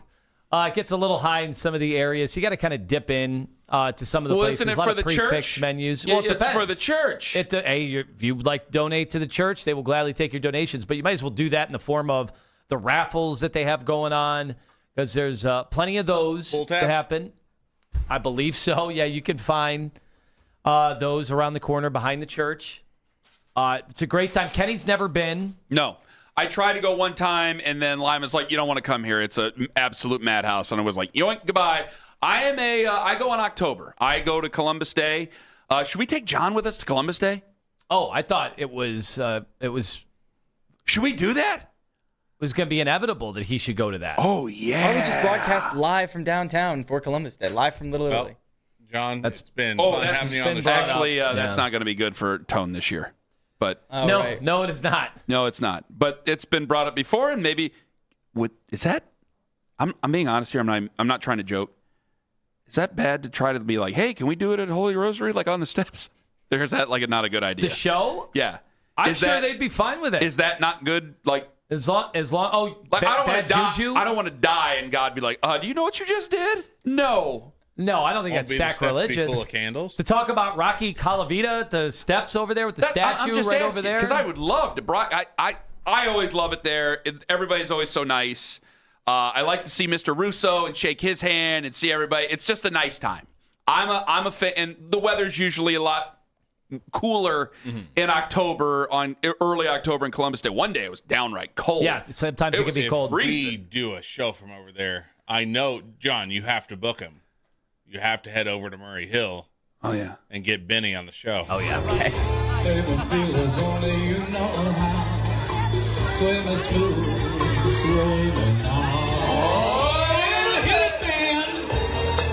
You call yourself an Italian? He's one of the great entertainers, still going. If you don't know about Benny Romance, you don't know Italy. That's what he has to see. John has to see this guy. Number one. Get your picture with him. Can't wait. I'm looking forward to your experience and your report back from your experience. You're going tomorrow, you said, I'll go right? tomorrow, yeah. Are you going to go with him? Can you get that worked out? He told me to call him when I was there. Yeah, call him. Because he has his Italian friends. Well, it now, helps. John has won an Italian award. He says he has, yeah. Well, what'd you win? So I applied for the Italian American Scholarship for like my local Italian chapter, and I won it. Now, were you ever Italian American Man of the Year No, I was to your not local chapter? Italian American Man Okay, of the see, that's where you have to have some respect for him over here. And John, Did at you the pull off feast, the Tom Amansky back-to-back? Yeah.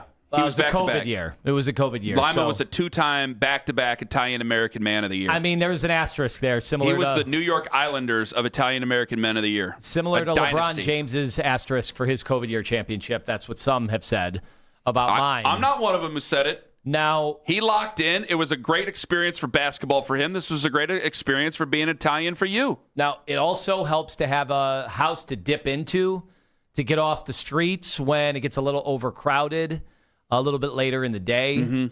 That can become tough. You've got people trying to get through with their strollers. We did that last year. It was not fun. That's a rough one. But it's good, and we're going to get great weather. Hey, you're not going to try to make me stand in for you. Because you finally said that one group's name correctly, and that guy didn't cuss you out. For the first time and in years. I know I'm going to butcher it if I end up having to fill in for you if you're stuck in traffic on the way back. There are a lot of tough ones. John would do well with those, right? Yeah, John, do you want to announce the names? Sure. I don't make any of these decisions. Some of the floats? I don't know why I'm throwing this out to you. Okay. He should see. You should go Sunday night to see the procession. Okay. He's not going to do any of this. Oh, the feast procession? Yeah, the candlelight vigil at the end, and they've got the orchestra. Well, a lot of the people in the orchestra are in their 80s, and you get sentimental. It's pretty awesome, cool, man. It's a great time. I should say, Little Italy is a great time. Never been to the feast. I can only go with Lima stories. Columbus Day, man. You do bocce ball? You're coming with me. Yeah, I played bocce. You do a little bocce. Oh, we got to get him signed up at the Alt House. Let's go. My mom and grandmother playing a league every week down the shore. Will they sponsor a team in Cleveland? I'll have to ask. I could ask. Do your mom and grandma want to come into town for Columbus Day? No. I'll show them a good time. I'll show them a thing or two. One of the biggest Columbus Day parades in the country. And they tried to cancel it. They tried to cancel it. Their mob. They tried to cancel it. Here comes the Tone. woke mob. He turns into Syl from The Sopranos. Here we go. Okay. Pull a stunt like that. We got security. Guardians saved their season yesterday. I was just asking Jeff Phelps in the back about that. So if they win today, are we on our way back? We're surging. All the offensive numbers since the deadline have skyrocketed. Small sample. Maybe we're on our way back. Perhaps. See, you can never give up on him. Just like I never want to give up on John. He's the guardians of the people of the fan. Cavs schedule comes out later today. Oh, boy. We going to do schedule game tomorrow? I'd love to. I don't think anybody's going to give a damn. See, hey, it's either the Cavs schedule or it's sit here and talk about Shedeur Sanders and his fingers and what he like to eat and I'm gonna bathroom schedules, next songs he makes, whatever it might be. I am going to proclaim tomorrow the Hazonia coming out party game. Listen to the emerging podcast scene presented by Extend Technologies. New one is up. I'm a big college football fan. As a traditionalist, I don't like it. But as a person who does the show with Owen and Lima and John, I love it for college football, especially Ohio State. Find out more. 923thefan.com, the emerging podcast scene. We'll see you tomorrow. Have a wonderful day, friends. Go Guardians.